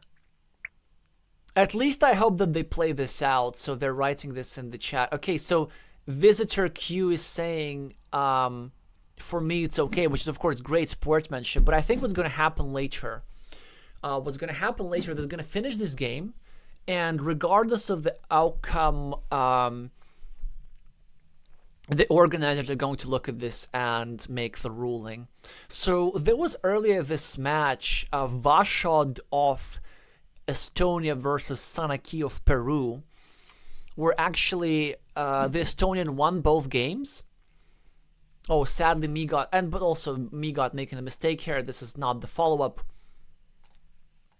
Visitor continues his city, but basically what you want to do here as the Australians actually go over here with another farmer. That was the move. That's something that you need to take care of first to gain the majority on the field and also to obstruct the city. And then you try and go here with the city tile.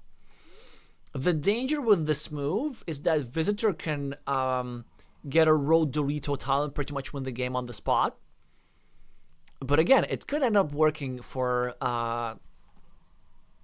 Megot here. Yeah, so it's very common when you start a blocking attack to just place whichever tile you draw next on the right to try and continue that block. But, well, it ends up working out again. So he's going to go over here and start a new city even, so that's going to work out for him like a charm. But he wasn't supposed to do that. He was supposed to first go here with a straight line, drop a farmer, then take the city cap, go over here to set up both the blocking attack or the connection to be more flexible, to prevent all those negative outcomes, and then get a road tile to also block this meeple at the top. So if we're going to get one of the outcomes he wants without the field control and without the ability to go over here.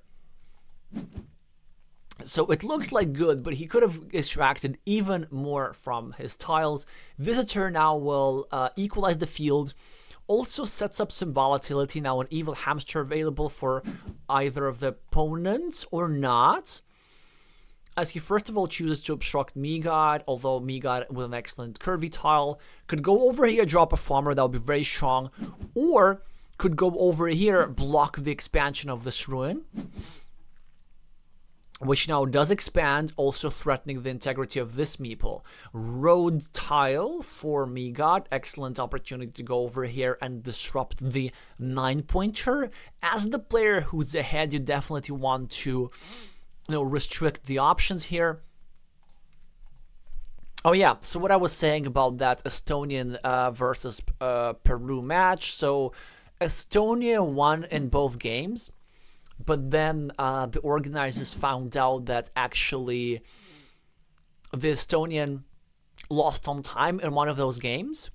So they were forced to, and so the match was deemed a tie. They were forced to play a third game. And a third game was won by the Peruvian, who ended up moving on to the next round. So the time rule, it is pretty strict. I know the connection issue is really, really unfortunate, but I guess it just is what it is. Yeah, and look at this. So Megod is getting his meeple blocked here, which maybe it's not the end of the world. Well, the problem is that it's a Sophie's Choice block, because it's either this or this. Let's see that I'm not miscounting the daggers in this game. Yeah, well, that's actually really interesting. I have to say I like it. So he stops the bleeding here a little bit. He just makes sure that Visitor cannot expand the city any further. And he's okay with sacrificing this meeple because he can just use the dagger tile to free up this guy. Again, one dagger tile available. I'm not getting that wrong this time. And also one dagger tile available for this square.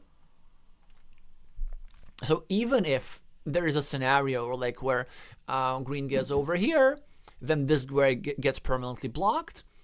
If that were to happen, then at the very least what green gets in case of drawing the dagger is the satisfaction that the red meeple is never going to see the light of day. So still overall really good position for green, despite the fact that red is ahead on the scoreboard and on the overall points at the moment if we disregard the field. But then why do we disregard the field? The field is important. Megod with a double city cap. An important strategic decision here. Do we drop the city cap in what's currently our field, which of course increases the value of the field, but also adds some more field connection platforms for the future? Or do we just drop somewhere else entirely and he decides to go small ball? He decides that the 12-point field will be enough. That could backfire, start a new city. Red continues his monastery, also gets another attacking platform. Green connects to the farm. Megod probably going to go over here, block the monastery permanently. I mean, red, of course, going to block the monastery permanently. And Megod with no meeples, which is really not the thing that you want to have. Yeah, so probably just dropping the city cap does seem to be a bit better in hindsight. And there will be farming platforms anyway. For example, one over here looks very nice. Visitor gets a city cap, connects to the field, sets up a 9-point monastery, which now benefits red because red is the side that has the meeples anyway. Megod with a triple city tile could use it to block his own city. No, of course he's not going to do that. Just going over here, disrupting field connection opportunities, or going here, hurting the monastery slightly. Visitor gets those quick points, and now I'm kind of start to fear for Megod's winning chances even with the field, because Visitor is scoring so much. And also look at how many points we're forced to sacrifice, because all these rodent tiles will end up not scoring because Megod doesn't have any meeples going on. There are still city caps available. Not that many though. A couple of daggers. And by a couple I mean one. which he needs to draw anyway, because we can't allow Victor to complete this city. Another city cap for the Catalan. Maybe going over here is annoying enough to make sure, yeah, exactly, to make sure that if Megod draws a dagger, which fits here, he can't use it properly. So maybe going over here, disrupting the monastery a little bit is an option. Maybe going over here, trying to block that city is an option as well. Just discards this tile. Visitor tries to connect to the farm even through the road monasteries. Megod draws one of them. He'll not go over here. He'll hope that he gets the other one and keep Visitor stranded with 3 points. Instead, he can go over here, expanding his own field and also setting up reconnection opportunities in case Red does draw one of the monasteries. Then maybe Megod gets a city cap, gets a meeple back, although I'm actually not sure if that's possible. And the answer is it is not possible. There are no city caps that fit into that square. Unbelievable. This meeple's blocked. But a miss here, sadly, from Megod. Okay, so we have something at least going on. That was a great move, though, from Visitor trying to connect over here. Well, Megod surely now has to go over here in order to block. Still a road monastery available. No starting tile to fit into that square, so it's either road monastery or bust. Okay, Megod now needs to recognize we expand the field. We have to hope for the road monastery, and we also need to take any point we can get. Does he see the opportunity to add 3 points for the field? And also, they won't hurt either way. Either Red will tie the field, in which case it does not matter. No, he does not see it. Maybe he will do it with the road monastery. He does not get the road monastery. Who gets the road monastery? The last tile remaining. 1 tile for each opponent. Curvy tile for Megod. No real productive moves available here. Other than, of course, going over here and adding the 3 points. He can do this with the road monastery anyway later. And he will get the road monastery. Will that be enough to hold on, though? The field is pretty big. Okay, does he see that he can get his extra 3 points for the field, though? I think it should be enough. No, no, no, no, no, no. The 3 points mistake. Will that be decisive? It might as well be. Because Visitor was ahead on the scoreboard and he had like a slightly larger ruin and so on.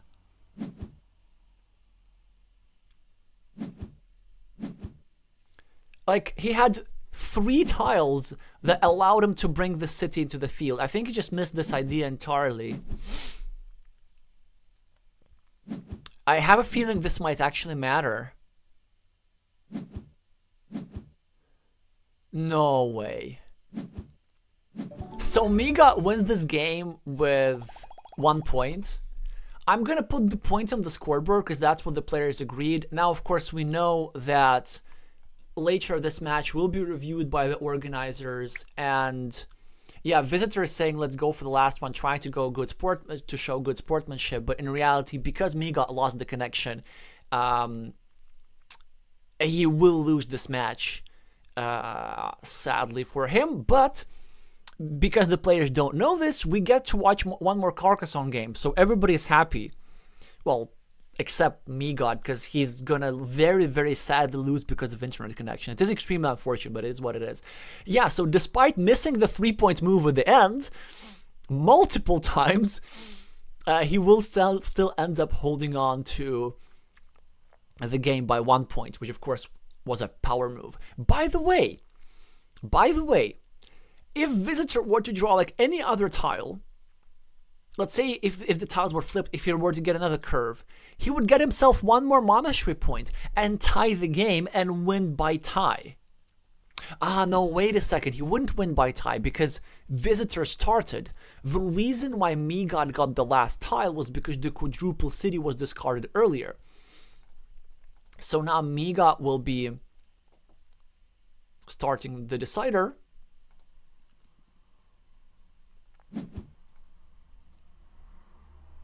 getting a 3-point road, but Visitor with the first on the city cap. And gets another city cap to start getting another city.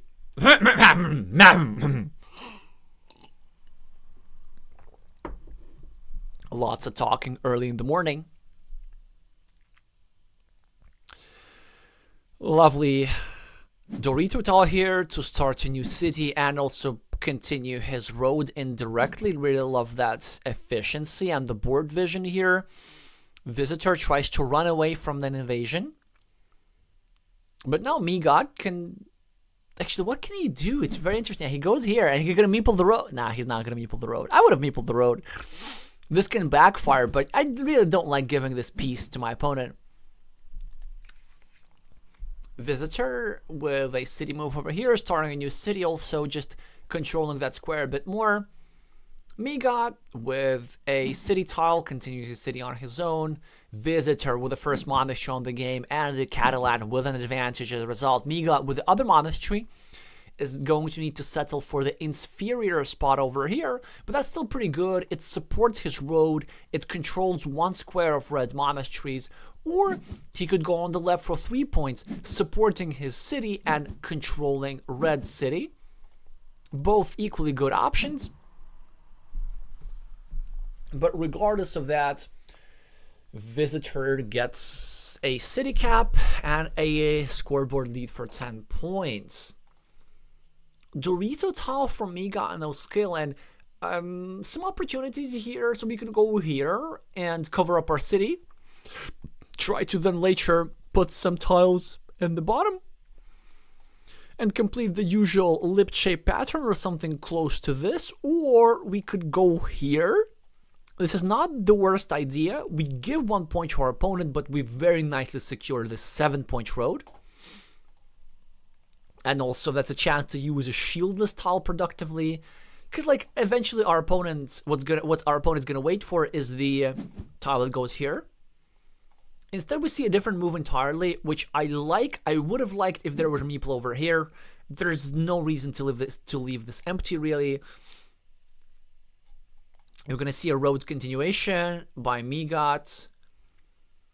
It does seem to be an inefficient use of tiles. Like I feel like it has to be between these two moves. So either we secure the road or we go over here. Like, why use a city tile as a road tile? So that's just extremely, extremely inefficient if you ask me. Visitor building up his monastery. Megot finally with a city cap. So probably going to go over to here. Make this square a little bit more vulnerable, start a new city for himself. Could also start a new city over here, but really want to clean off this piece as soon as possible, and he does exactly that.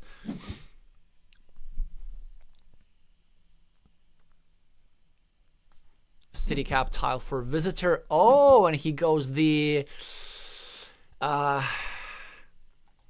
blocking route, which I typically don't like, but it could be quite painful for Megot unless he were to draw the exact tile that he drew, the best possible tile for him in the deck. That gives him a 6-point city and secures his road from one of the sides. Megot is now in an interesting position as Visitor is trying to do something about that square. I was thinking now, as the Australian player, do we just go here and spend a city cap on blocking? Or do we go over here, trying to obstruct the city a little bit? I kind of like the blocking idea here, to be honest.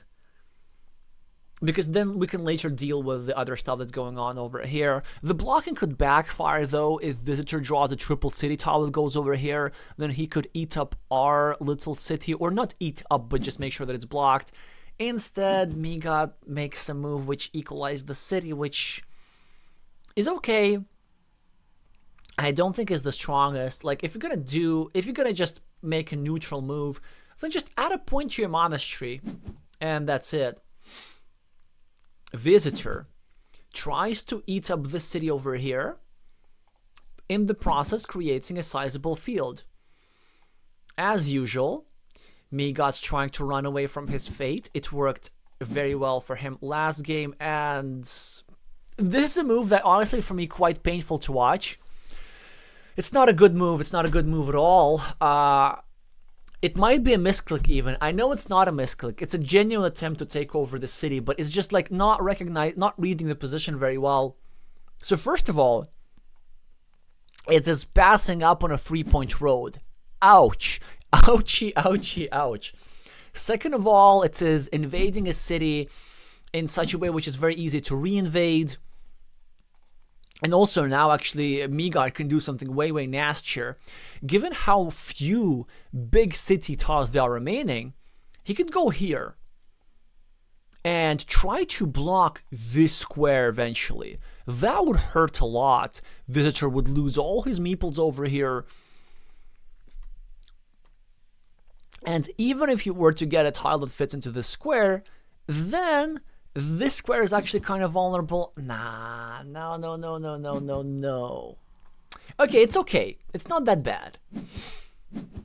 The farmer is really good. Like, being the first on this farm is really important. But Visitor gets away with an 8-point city. That's not an ideal outcome. And this idea was just so unpleasant to really punish the misprioritization from red. Like, normally the idea of attacking the city is not that bad, but there are just so many things in this position that dictate against this. The 3-point road, the fact that the 2 splitters are still in the game, the fact that so many big tiles have gone out, so there are some blocking opportunities, and also there's some ways how... some other ways how red could be hurt. The starting tiles have gone out, which means that there's potential to draw an extender and block this square. So there are just too many factors in the position that dictate against this invasion. It could be successful, in which case I'm going to eat my words, but just because it's could be successful does not mean that it's a good idea to do in this particular instance. Well, anyway, Visitor is ahead 17 points on the scoreboard, mainly as a result of this 8-point city, which again could have been prevented. Can't blame Green for wanting to be the first on the field. There is, however, this lovely attacking platform, which he takes care of, and then he drops yet another farmer, so that's actually kind of nice. Visitor managing to protect his square. That's actually a biggie, because now this city at the bottom has become way more dangerous than it looks. And so because now Visitor connects over here, renewing the threat of the city. That can be taken care of pretty easily with a variety of ways. So maybe as Megot, we could just go over here and leave this alone, not even reconnect. Simply trying to block that square. That's a possibility. Going over here is also a possibility. That's a bit crazier. A move that I actually kind of like is going over here, because this city on the left is really not that good.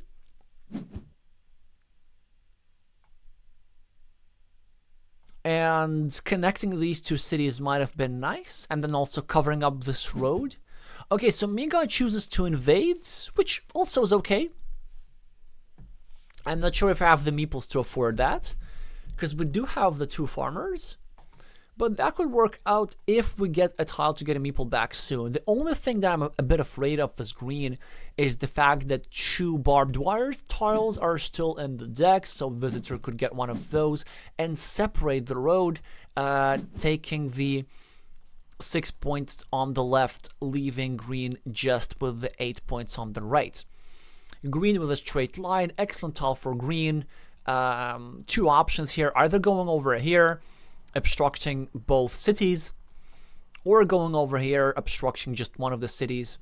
This move seems to be a bit more productive. That would also close down his field a little bit, but actually not such a big deal. Visitor with a great tile, I think a slight mischance. I think he could have gotten over here, protecting his city, and also making sure that this field has no development potential.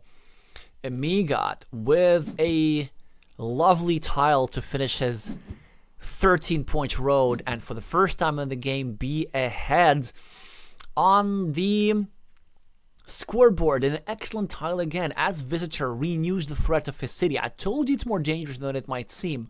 Megot can actually go over here and severely restrict this square, leaving only one dagger tile that fits here. Alternative move include ignoring the city at his peril, and maybe dropping another farmer over here, because there's another lovely 6-point field at the bottom, although this would require green to play with just one meeple for the rest of the game, so he chooses not to do it just yet, quite wisely. This is a restriction that seems to be worth doing. Visitor with a monastery, controlling green city. Green with, again, another lovely tile, a choice between connecting to the city of red or simply building up his own city here. Given the fact that it's a shielded tile, I definitely prefer this move. There is still one splitter available, but it's only one, and we just have to leave that chance and be efficient here. Also, if we go over here, there are still plenty of road Doritos, so we can actually build the city like this and develop it without leaving any attacking platforms and blocking platforms for our opponents, and then fill the square that's shared with red monastery as the last square. This is exactly the pattern that the Australian goes for, but another monastery for visitor. Don't be afraid, and afraid he is not. Going for the stacking approach. Could lose one of the two meeples, but it will be totally worth it, as these monasteries will give him a lot of points. Megot with a city tile. Not many good uses to do that. Had he had more meeples, maybe going for the Ukrainian technique would have been nice. Here, not the most profitable thing in that particular instance. You're probably going to have to allow red to complete one of his monasteries. The move that I prefer in this position is exactly that one.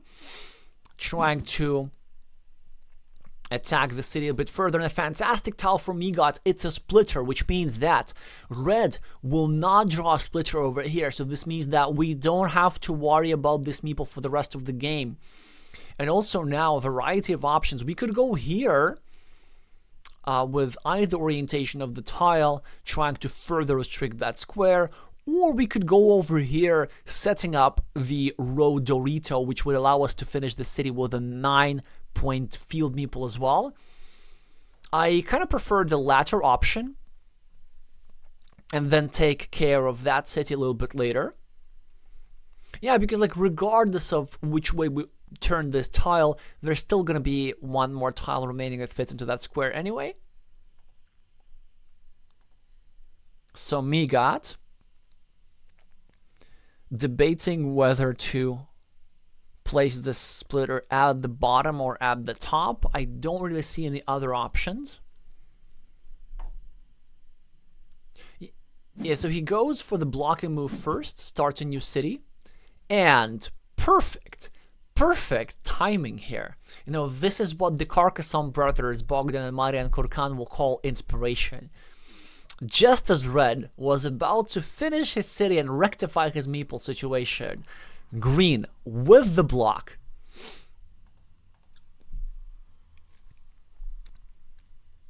visitor with the scoring tile.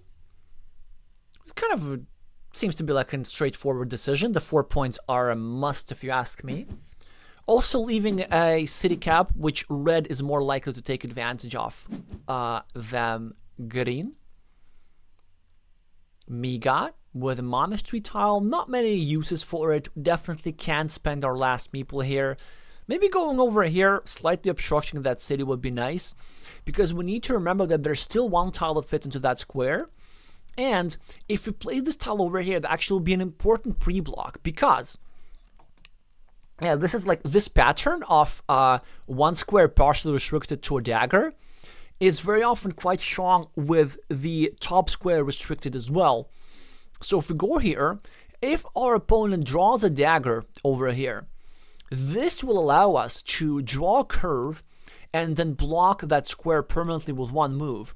If red draws a dagger before the square at the top is restricted, then we won't be able to block it just as effectively, and green recognizes it.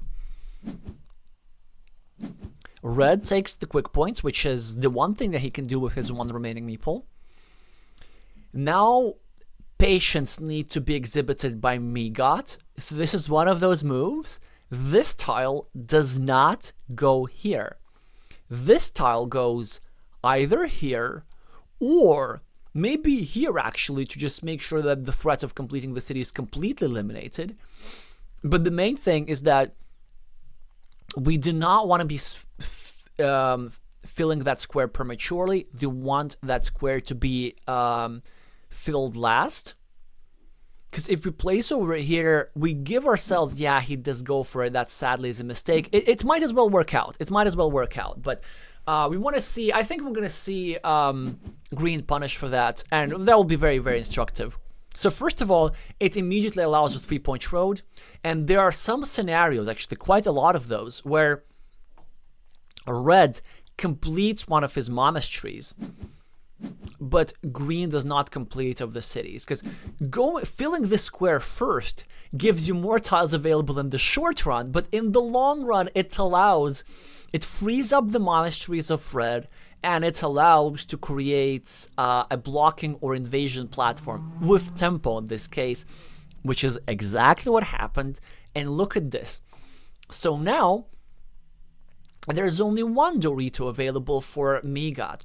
Had he gone the other way, had he gone over here, he would have left himself 2 Doritos, and more importantly, he would have still been able to keep the meeple equality in the position, because the point of going over here at the top is not just threatening to complete your city, is to make sure that if your city does not get completed and this meeple is permanently trapped, that this monastery meeple is going down with you. So a mismanagement of the mini battle might end up costing green this game. A fantastic tile for green, as it enables him connecting the 2 ruins, his smaller one with the big one of red, and most importantly to draw the final tile that were to fit into the square. Actually, before that move, there were runouts for visitor queue to get this city meeple back with some extra 10 points. So a slight winning mini battle, 3 farmer points versus 1 city point, is the outcome of that situation. Megot with a straight line. I'm just thinking, I guess going over here is pretty nice, because it does restrict this monastery given how few city caps are remaining. There are no monastery tiles remaining. 1, 2, 3, 4, 5, 6, 7, 8, and there's still one curve. 1, 2, 3, 4, 5, 6, 7, 8. Yeah, there's still one curve remaining. So it's still possible for visitor to complete his monasteries with 1 curve and 2 straight lines. And going over here would prevent that. So that would be nice. A move that Megot should never make is going over here, because it looks like it would be trying to set up a block against red. But actually it helps red, because this would allow to red to draw a dagger, which I'm going to double check. Yes, it still exists, in such a way that would make it harder for green to block the square completely. What's that farmer about? Placing his last meeple on the farm. Is it really that important to protect that field from invasion? And visitor is ahead on the scoreboard, and there are still some scoring tiles available. It does seem quite premature. Visitor is going to complete his monastery in all likelihood, because there are still a couple of straight lines remaining, and by a couple I mean 3. And now Megot is debating whether it's worth to be waiting for a 50-50 Dorito tile, but leave this square covered up, or to add the 2 points directly and renew the threat of connecting here, but to allow himself, but to subject himself to a block. So if he does decide to go for a 50-50, Visitor completes his monastery, one of his monasteries. He won't be completing the other one, so that was a nice block. But the farmer here will make sure that Megot does not have meeples, and this means that if he draws this lovely Dorito with a road tile, he won't be able to score 6 points for the road. And you know who will be able to score 6 points for the road? Red. Or will he? As Megot. No! It's not Megot, it's the visitor who draws the Dorito tile. So this guy here is trapped, and green's just cooked. A farmer is being drawn by red for some reason. Oh, actually I think he has no intention of connecting to the farm. He just wants to have the 6 point for himself. Yeah, because of course a tile will be drawn here eventually, and visitor will be taking his 6 points. And then this guy has no incentive to connect to the field. And also he's being blocked anyway. Now there's no tile that fit here. Red is now trying to connect the two fields of green. Actually, I think green, in order to have any chances or to increase the score, should actually go here and bring red into the field and then hope to get one of the tiles that go here. I forgot about the city caps, to be honest. Well, actually, no, I didn't forget. I miscounted. I thought all 5 of them were gone, but here's one. Yeah, so I think the move is we go here, we temporarily share the field with red, and we also add an extra city cap there. The field goes up to field 15 points. Then we draw one of the 2 city plus road tiles that fit here, connect to the main field and win, but he doesn't do that. Visitor now, of course, will be super happy to take the 6 points. And now nothing fits into this square, and this swindle here from the Catalan player in that situation. Yeah, just a very, very sad state of affairs for this trailer, it seems. So we're just gonna see the last few remaining titles. And visitor ends up drawing both road Dorito tiles anyway.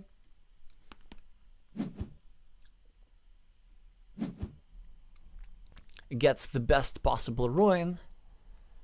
Megot with a crossroad tile, not very much left to do. 1, 2, 3, 4, 5, 6, 7, 8. Yeah, there's a curve remain.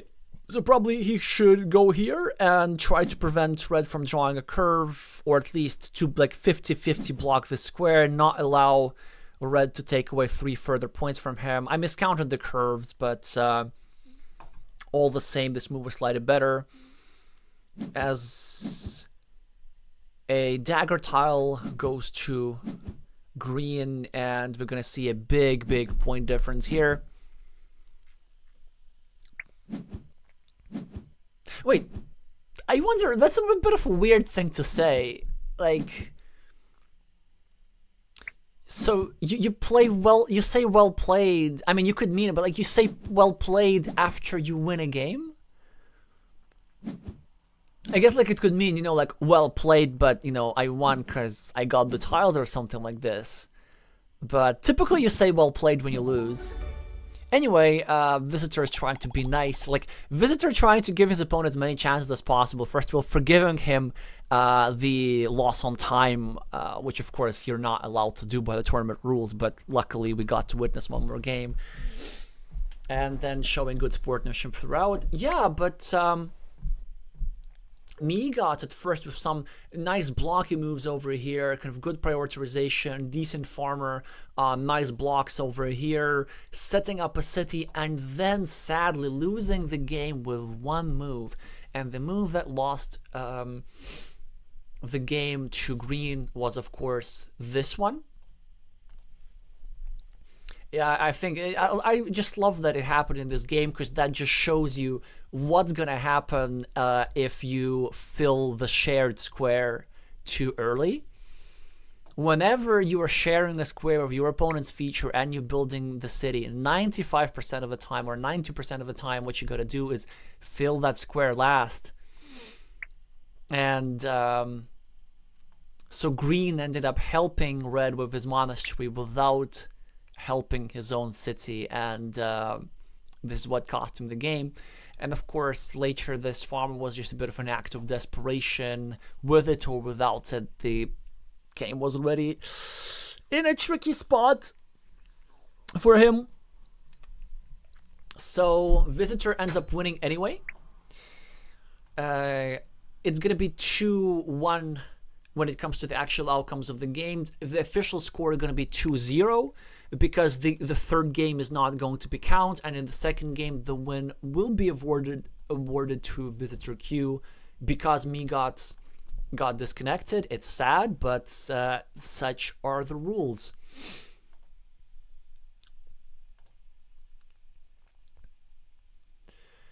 Alrighty, so this concludes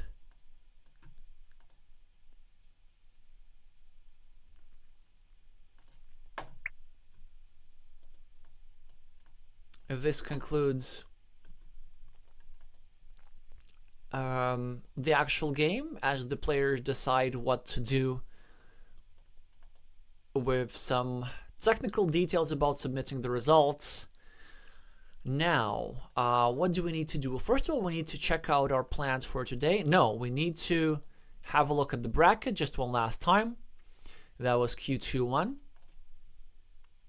And see what's the fate of both players. Well, first of all, the fate of Visitor Q, whom we should sincerely congratulate, is to actually advance to the main stage of the tournament. And MegotNoSkill will need to play in the consolidated finals for it, which might as well be a rematch against Nalheim, so that'll be one to watch. Could he be able to repeat the feat? We spent hours and hours of our stream time analyzing his win over Nalheim a few weeks ago, so much so that we spent 29 minutes talking about just one move. So Rodas and 71 Knives is the match later today. For this one, I'm going to have a special guest, and a special guest which is perfect just for this match. Oh, you'll see. And then whoever wins is going to play against Nalheim. That could be either a rematch against Nalheim because 71 Knives already played against him, lost 2-0. Would be probably very hungry to take some revenge. And also I would say as the more experienced player, the Belgian national champion will be a slight favorite against Rodas, who's also an expert, but there's not that much of competitive Carcassonne going on in Moldova, so he'll just not have that much exposure to tournaments. Nalheim, of course, is going to be the favorite against either of these players, but as this match has shown, anything can happen. And then, of course, the consolidated finals, where MegotNoSkill will be playing one of those three players. So still a chance for the Australian to qualify. We wish them the best of luck, and we hope that the consolidated final is interesting enough. And then that's it. No other matches have been scheduled, I believe. This stuff we're going to deal with later. So, wait! Huh. I wonder if I can stream that one too, actually. 1400 UTC. Maybe. I'm going to think about it. I think I actually might. So we're going to have Leo da Vinci of Portugal versus Setsu Ginto of Japan. I'm about 80% sure that it's going to be a stream, so just stay tuned. Make sure to not only subscribe, but also click the bell notification so that you actually know when the streams are going on. Because if you only subscribe, then YouTube very often is not going to tell you. And of course, like the video for the algorithm if you liked anything about it. That helps more than you might think. So probably see you in 90 minutes. But if not, see you at the evening stream for sure. Look how spontaneous all this stuff is. So very often players will schedule their matches with just a couple of hours notice. So we have to improvise. And then that's gonna be it. Thank you all so much for watching, and I'm gonna see you soon.